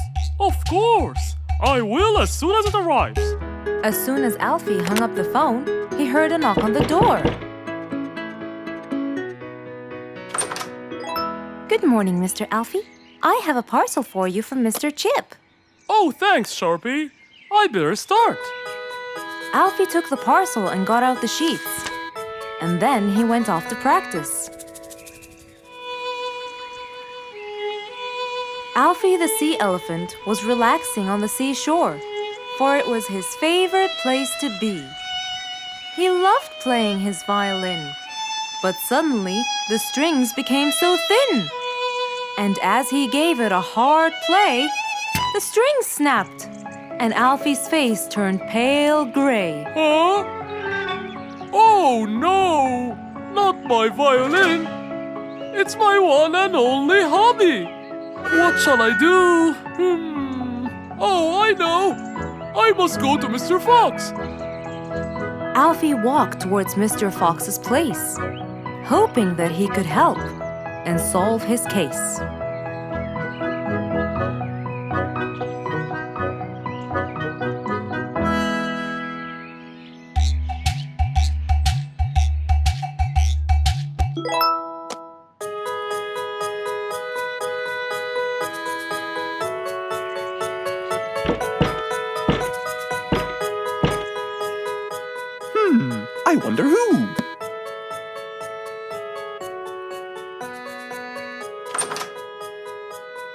Alfie, our star musician. Welcome. Come on in. Thank you, Mr. Fox. Have a seat. Would you like some lemonade? Yes, please, Mr. Fox.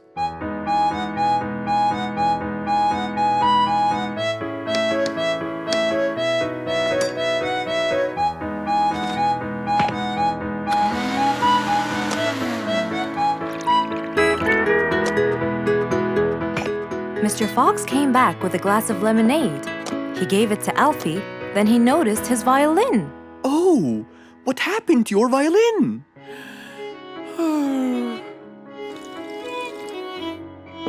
I was playing by the seaside and suddenly the string snapped. What do you think I should do?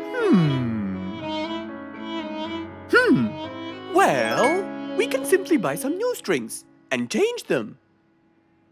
I already bought them, but I don't know how to change them. It's my first time. No problem. It's easy. Now let me teach you how to replace them. First, we remove the old string by twisting this till it's loose. Then, we pull the broken string out of its hole. After that, we twist the tuning peg on the other end and pull the other end of the string from its hole as well. See? Now the whole string is out. We insert the thin end of the new string into the hole of the tuning peg. Then, bend the string around the hole like that and fix its other end into the other hole.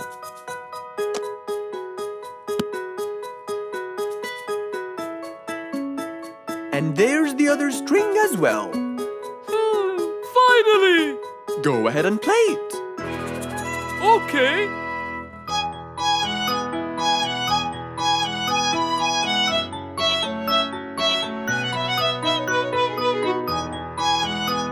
With his violin finally fixed, Alfie walked out the door. He went back to play on his favorite seashore. One day, the whole jungle decided to celebrate their new king, Rorik the lion. He was young, active, and picky, and known for his loving spirit. After his coronation, King Rorik moved to his new mansion and started to check it out.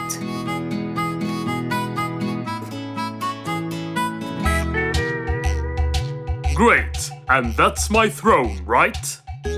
Exactly, Your Honor. Well, I'd better check it out. Yes, please do.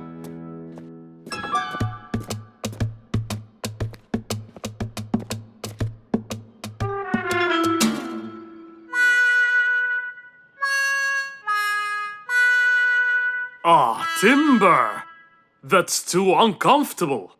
But Your Honor, it was made especially for you. Not good enough. With a sad look on his face, Timber went to call Mr. Fox and ask him for help. Meanwhile, Mr. Fox had just finished his morning exercises and was heading back home.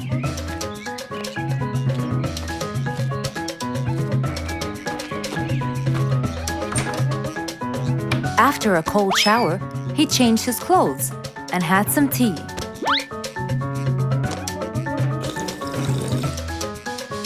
Then, he quickly read about the king's coronation in the newspaper.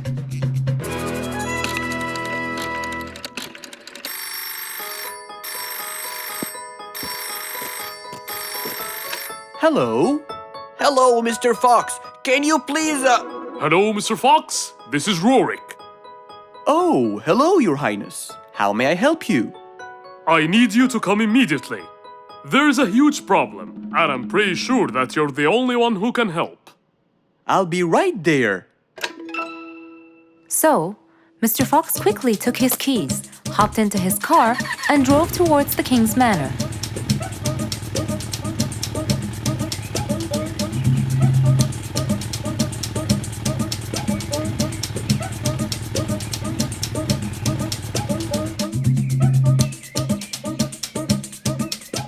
Hello,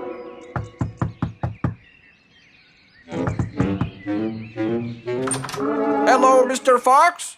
One moment, please. Your Majesty, Mr. Fox has just arrived outside requesting an audience. Of course. Let him in. Come in, Mr. Fox. His Majesty is waiting for you. Good morning, Your Highness. What seems to be the problem? Oh, Mr. Fox. Good, you came quickly. Always at your service.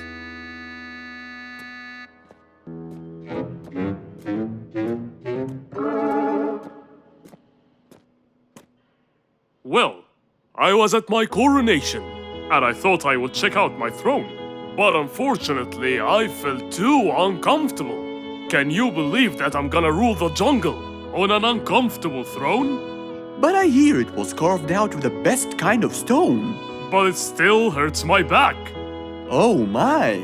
Anyway, I've decided to design my own throne. What a great idea! But I need your help to make it as soon as possible. It will be my pleasure, Your Highness.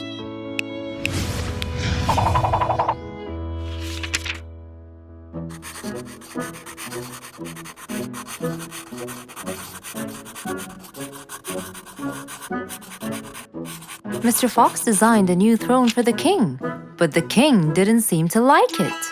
I know just the thing for you. Mr. Fox took his tape measure and got to work.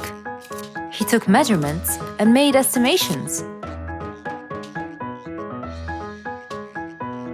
This wasn't going to be easy, but Mr. Fox was gonna give it a try anyway. He hopped into his car and took off for the jungle store.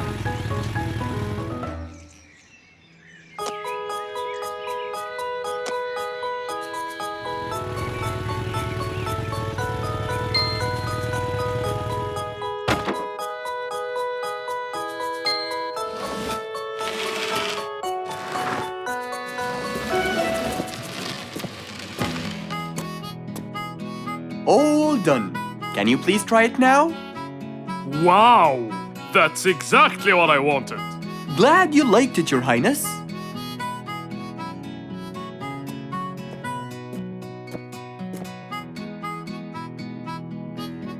And there you have it, the new king of the jungle. Mr. Fox was known for his kindness in helping others. Everyone went to him for advice, even Woody, the jungle carpenter. After being assigned the task of building a really big ship, he went to Mr. Fox, seeking his wisdom. Mr. Fox listened carefully to what Woody had to say, and in turn, promised to help him. He started a research on shipbuilding, and after hours and hours of hard work, he finally got it. Yes! I've got it! But there is something I need to check first. Mr. Fox went for a walk in the jungle, looking carefully at every tree on his path. Then he stopped in front of one and said, Yes! That's the one! Immediately, Mr. Fox took a paint bucket. He wanted to mark the tree, so he wouldn't forget which one it was.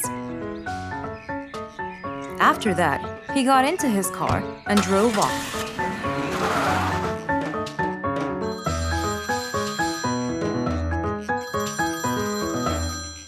When he got home, he called Woody to tell him that he had found the perfect solution to his problem.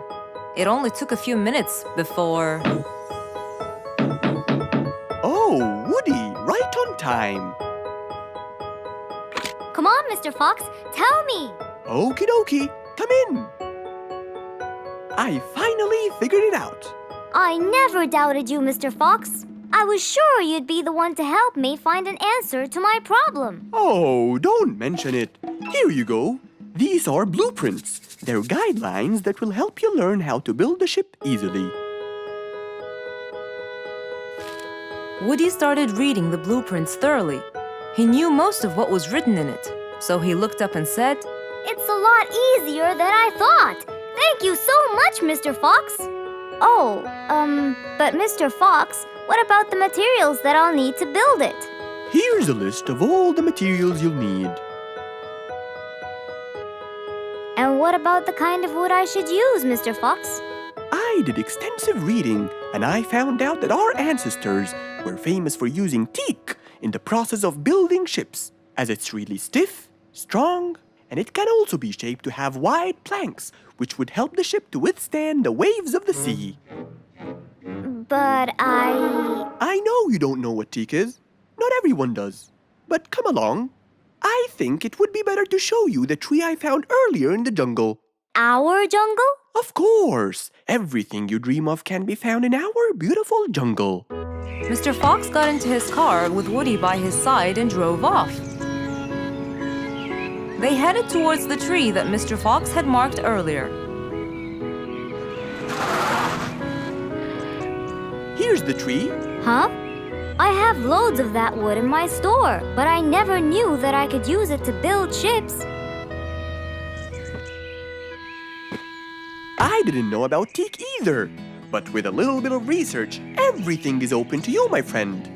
Mr. Fox, I can't thank you enough. I'm really happy right now. I'll never forget what you've done for me. It's my pleasure, Woody.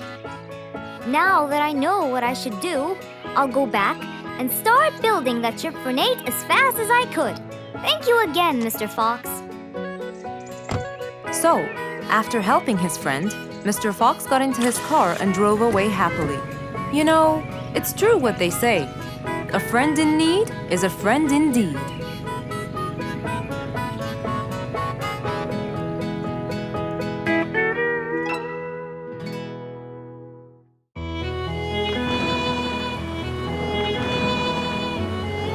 One day, the mighty eagle flew to his nest. All he wanted to do was rest. He felt bitter, he felt cold. He was really getting old. He knew he needed someplace new. So, off to Mr. Fox he flew.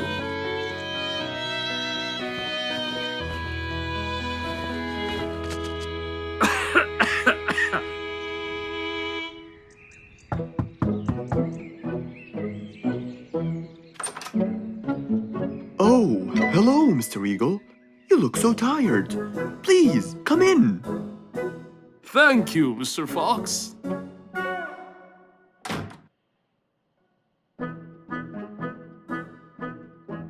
Now tell me, how may I help you?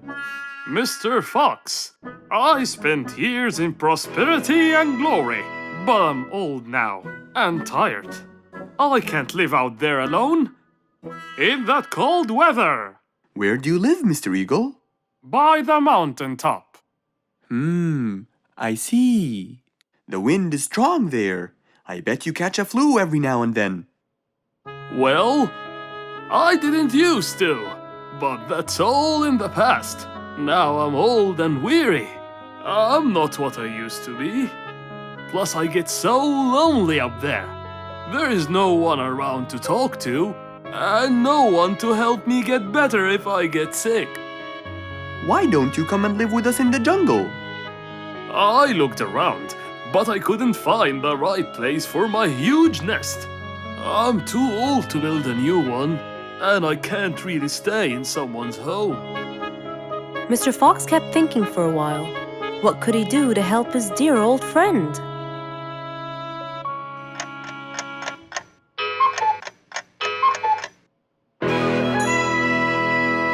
I got it.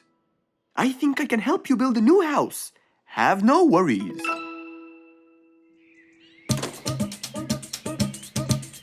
Mr. Fox quickly grabbed his toolbox and hopped into his car. He drove through the jungle while Mr. Eagle flew above him. He stopped in front of a tree that looked both old and firm, right in the middle of the jungle. Lots of animals and birds lived around here. What a beautiful place, Mr. Fox. Wait till you see what I have in mind for you. Mr. Fox started to work. He put a ladder against the tree and counted the steps up. 1, 2, 3, 4, 5, 6, 7, 8, 9, and 10. When he reached the tree branches, he opened his toolbox and took out some wooden plates. Then he started putting them together. All I need now is some nails to make sure everything would be A-OK.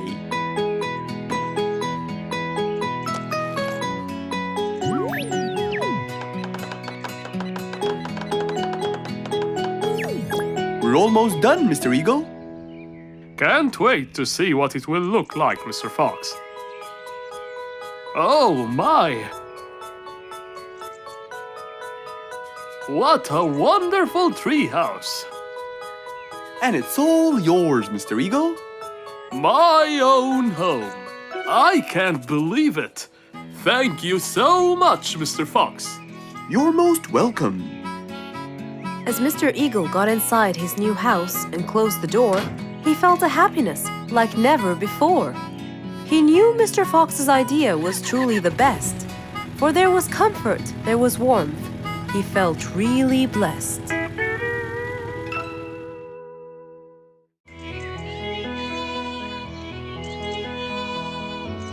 It was a very fine day. In the beautiful month of May, Mr. Fox decided to go for a walk. So, without further delay, he was on his way.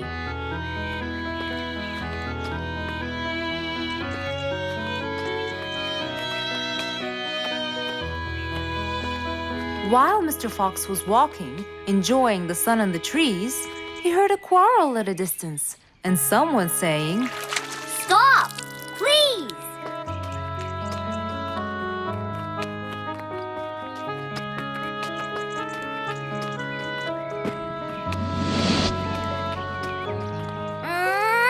What? Can't a monkey enjoy a spring nap in peace? Nap somewhere else. I don't care. Excuse me? You splash somewhere else. You've got the whole ocean. That's more than enough room. What's going on here? I like it here, and I'm going to stay. You stink! Bingo? Bite me.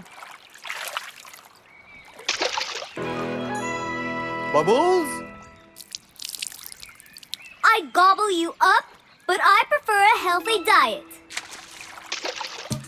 What's the matter with you two? I'm calm and happy. I'm just simply awesome. Mr. Fox, can you believe her? Honestly, I don't believe the fact that you two are fighting in this lovely weather. You tell him, Mr. Fox. Such a gloomy monkey. All I want to do is take a nap. Such a gloomy monkey, such a gloomy monkey. Bubbles, stop that.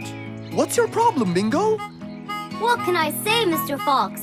I just wanted to nap on my hammock.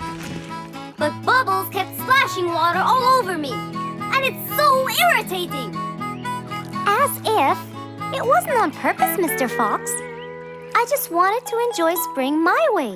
Can't I enjoy the weather however I please? Of course you can. But Mr. Fox! And you too should enjoy your spring nap as well, Bingo. Finally! That's right. Go enjoy your spring sleepiness some other place. Say what now? You know what? I've got the perfect solution to your problem. Really? Yes, and it's very simple. What is it, Mr. Fox? Wait here for a second. Don't splash water for a short while, okay? Fine.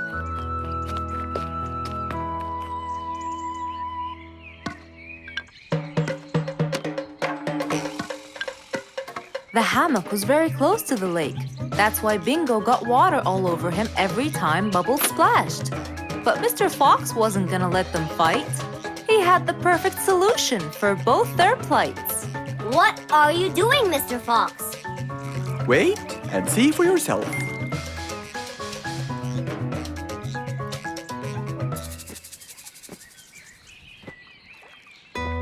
Let's see. First, we'll untie the hammock. 1, 2, 3, 4, 5. Now, we'll go a few more steps up and tie the hammock again. Here's good. There you go. try it now, Bingo.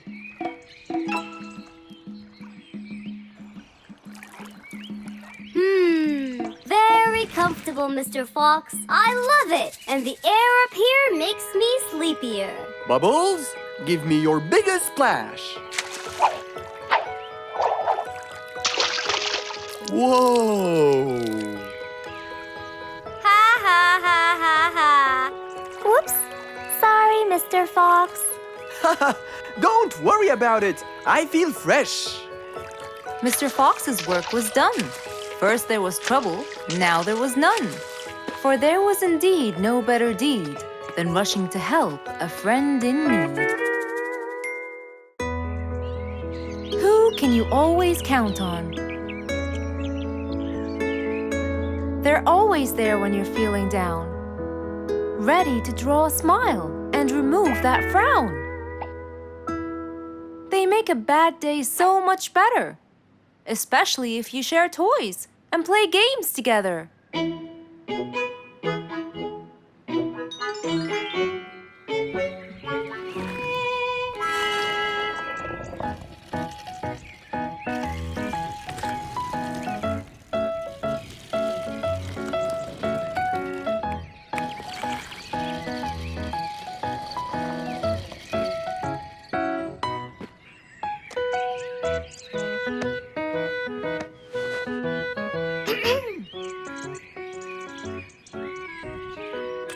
Officer Sherlock Fluffs?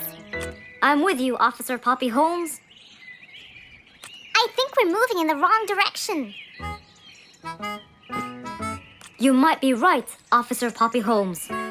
I can see footsteps in the opposite direction.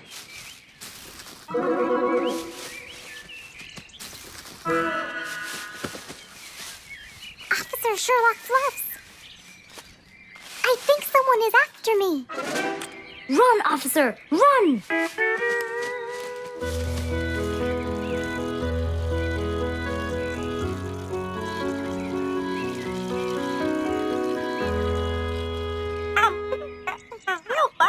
What do you mean? Poppy! Poppy! You there? Poppy! I can't believe we lost the connection. Poppy! Poppy, where are you? Filled with worry, Fluff searched and searched for Poppy, but he couldn't find her anywhere.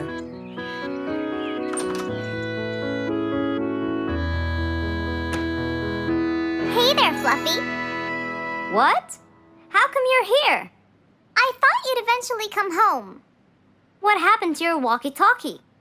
It's not working. But we just got it. I know. I was looking everywhere for you. Aw, Fluffsy, were you worried about me? Stop it. We need to fix this thing. Do you have any idea how? Hello? You're the smart one. But I'm not much into technology. You know that. At least take a look at it. I did, before you came. I got nothing, really.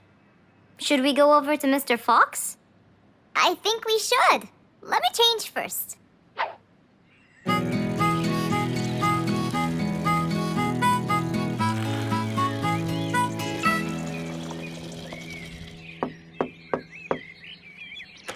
Hello. Hey, Mr. Fox, Poppy broke her walkie-talkie. I so did not. Don't fight, you two. Show me your walkie-talkie. Maybe I'll be able to fix it. Here. But I promise I didn't break it. I'll go to the workshop and see what's wrong with it. Thank you, Mr. Fox. Sure. You really think I broke it? Why else would it stop working? But I didn't. Well, I kind of think you did. You're unbelievable.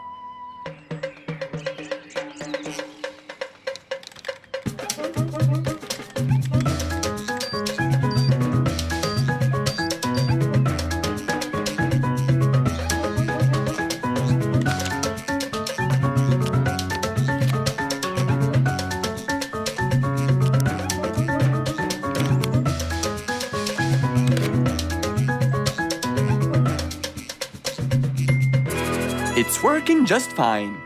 I told you. Well, it wasn't before. I tried it. I know it wasn't, but now it is. See, Poppy, you did break it. And Mr. Fox fixed it. It wasn't broken, Fluffs. It just ran out of batteries. I'm sorry, Pops. Never mind. I was worried about you, though. I know. I have a wonderful brother. Brothers and sisters may fight every now and then, but at the end of the day, they're still best friends.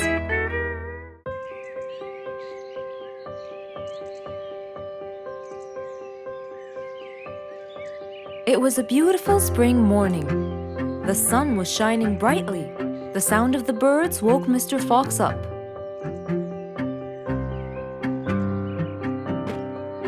He changed his shirt, put on his tie, and his vest. Then he drank his tea. It was delicious. After reading a shop manager ad, he got into his car and drove off.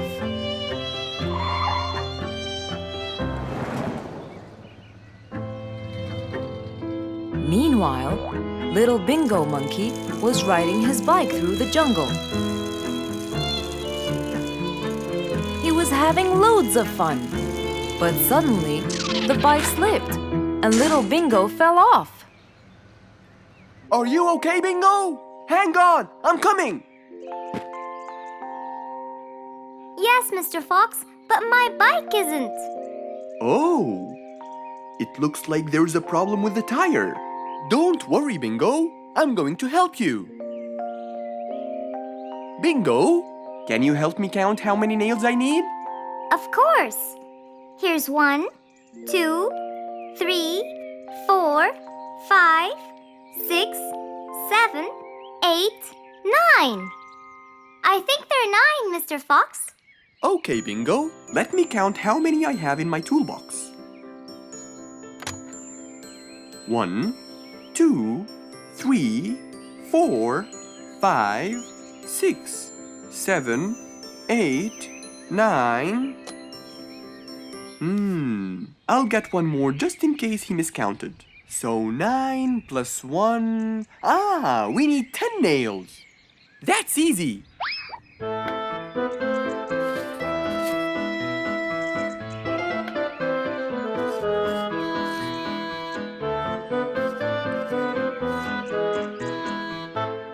Okay, Bingo. It's all done. Thank you so much, Mr. Fox. You've helped me a lot. Come on, give it a go. So once again, little Bingo rode along happily.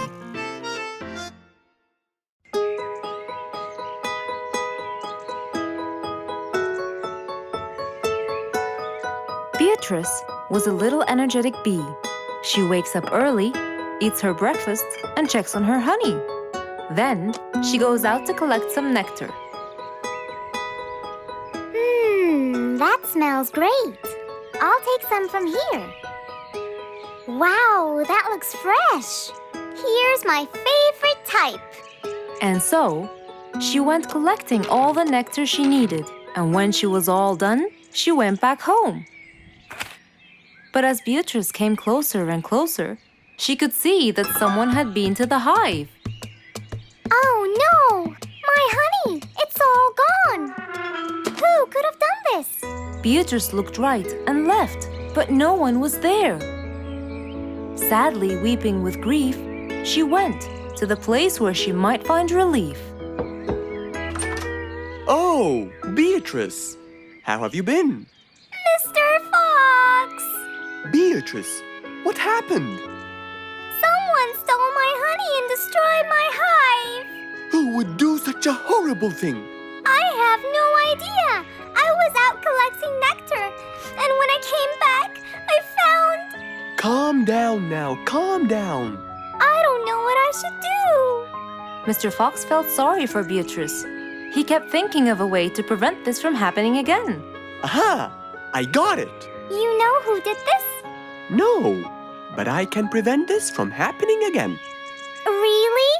Really? Come with me. At once, Mr. Fox ran to his workshop. He grabbed some steel, some wooden plates, and his toolbox. He then hopped into his car with Beatrice by his side and drove away.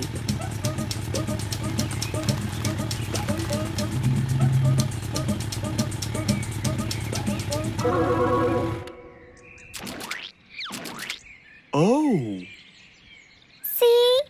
I told you. It's a complete disaster. You were right. But don't worry, everything will be okay now.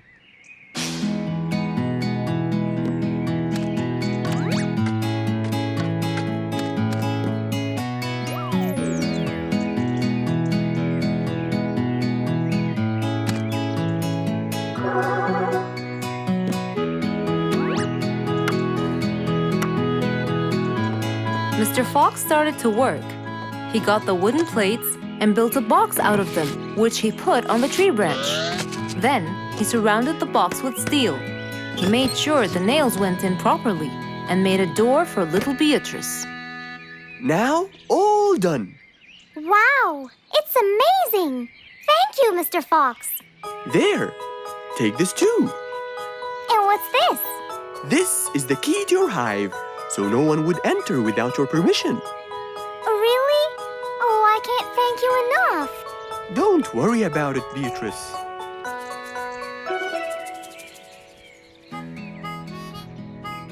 Here, Mr. Fox, this is for you. What's this? It's one of my delicious honey jars. It's the best kind I've got. Oh, you didn't have to. Well, thank you, Beatrice. And as Mr. Fox drove away, he thought that this was the perfect end to the day.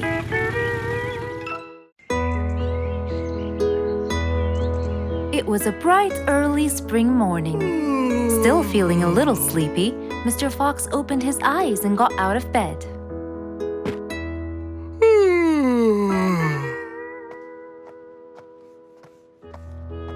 Since the weather was beautiful outside and awfully tempting, Mr. Fox decided to go for a walk in the jungle. The sun was shining, the birds were twittering. It was a very peaceful morning. Well, sort of. Worried that something terrible could have happened to one of the animals in the jungle, Mr. Fox sprinted towards the sound. Are you kidding me? You're the size of an air balloon. Are you making fun of my size, you piece of you? What? Take that back now, you... No! I'll never take it back! This was all your fault! No, it wasn't. It was yours. No! It's always your fault! Now, calm down. Oh, Mr. Fox, I'm so glad you passed by. You're the only one that could solve my problem. Solve your problem? No, Mr. Fox will solve our problem. No way! What you did was a total crime. So not true. You're the one who started it all and injured me, you big... There, calm down. And just tell me what happened. He woke me up! Slow down, one at a time. Mr. Panda, you go first. Thank you. Now, I was walking heading to my house when I realized that for me to get there, it will take me 12 minutes. And I was so tired and sleepy. So I thought about it, and I realized I should just lay here for a while and take a short nap. And just as I was starting to get comfortable, I found little chicklets screaming with the highest pitch into my ears, Mr. Fox. My ears! Can you believe that? Well, that's not a very nice thing to do, little chicklets. Why did you do that? But I didn't, Mr. Fox. And how is that? I was heading to my favorite lake, and I was walking just right behind Mr. Wicks, when all of a sudden, out of nowhere, he decided to lay down and fell to the ground and squeezed my beautiful wing. And if it wasn't for my high-pitched voice, I would have been dead by now. Well, that was pretty dangerous, Mr. Wicks. What should I do, Mr. Fox? I was really tired and I needed my nap. So I took it. What should a panda do to take his nap? Can't you just wait till you reach your own house? Or at least look behind you before you decide to fall down? My house is 12 minutes away, and all the walking had already stolen away all my energy. I had to take a nap to recharge. I can't keep on walking forever. Then look behind you or sleep next to a tree or something. Why don't you watch where you're stepping? It was a very troubling matter indeed. The little chick almost got crushed. But Mr. Wicks didn't mean it. He was just so tired that he fell asleep. Right? Mr. Wicks, answer me. Did you intend to squeeze little chicklet's wings? Of course I didn't. Were you aware that you were going to take a nap in the middle of the road? Actually, I vividly remember. I walked to the tree side first, but when I woke up, I found myself in the middle of the road. How many naps do you need per day? From 5 to 7, I would say. Did you take a nap before you decided to head home? Of course. Do you usually nap in between? Not always, but today I went so far from my house. I tried to hurry to nap at home, but you know, I'm too slow. Say no more. I now know the answer. Really? Yes. Worry no more, little chicklets. From now on, Mr. Wicks will always nap at his own house. Just a second. Aha! There it is! Is that what they call caffeine? My, I didn't think it was that huge. No. It's something even better. Better than caffeine? And chocolates too.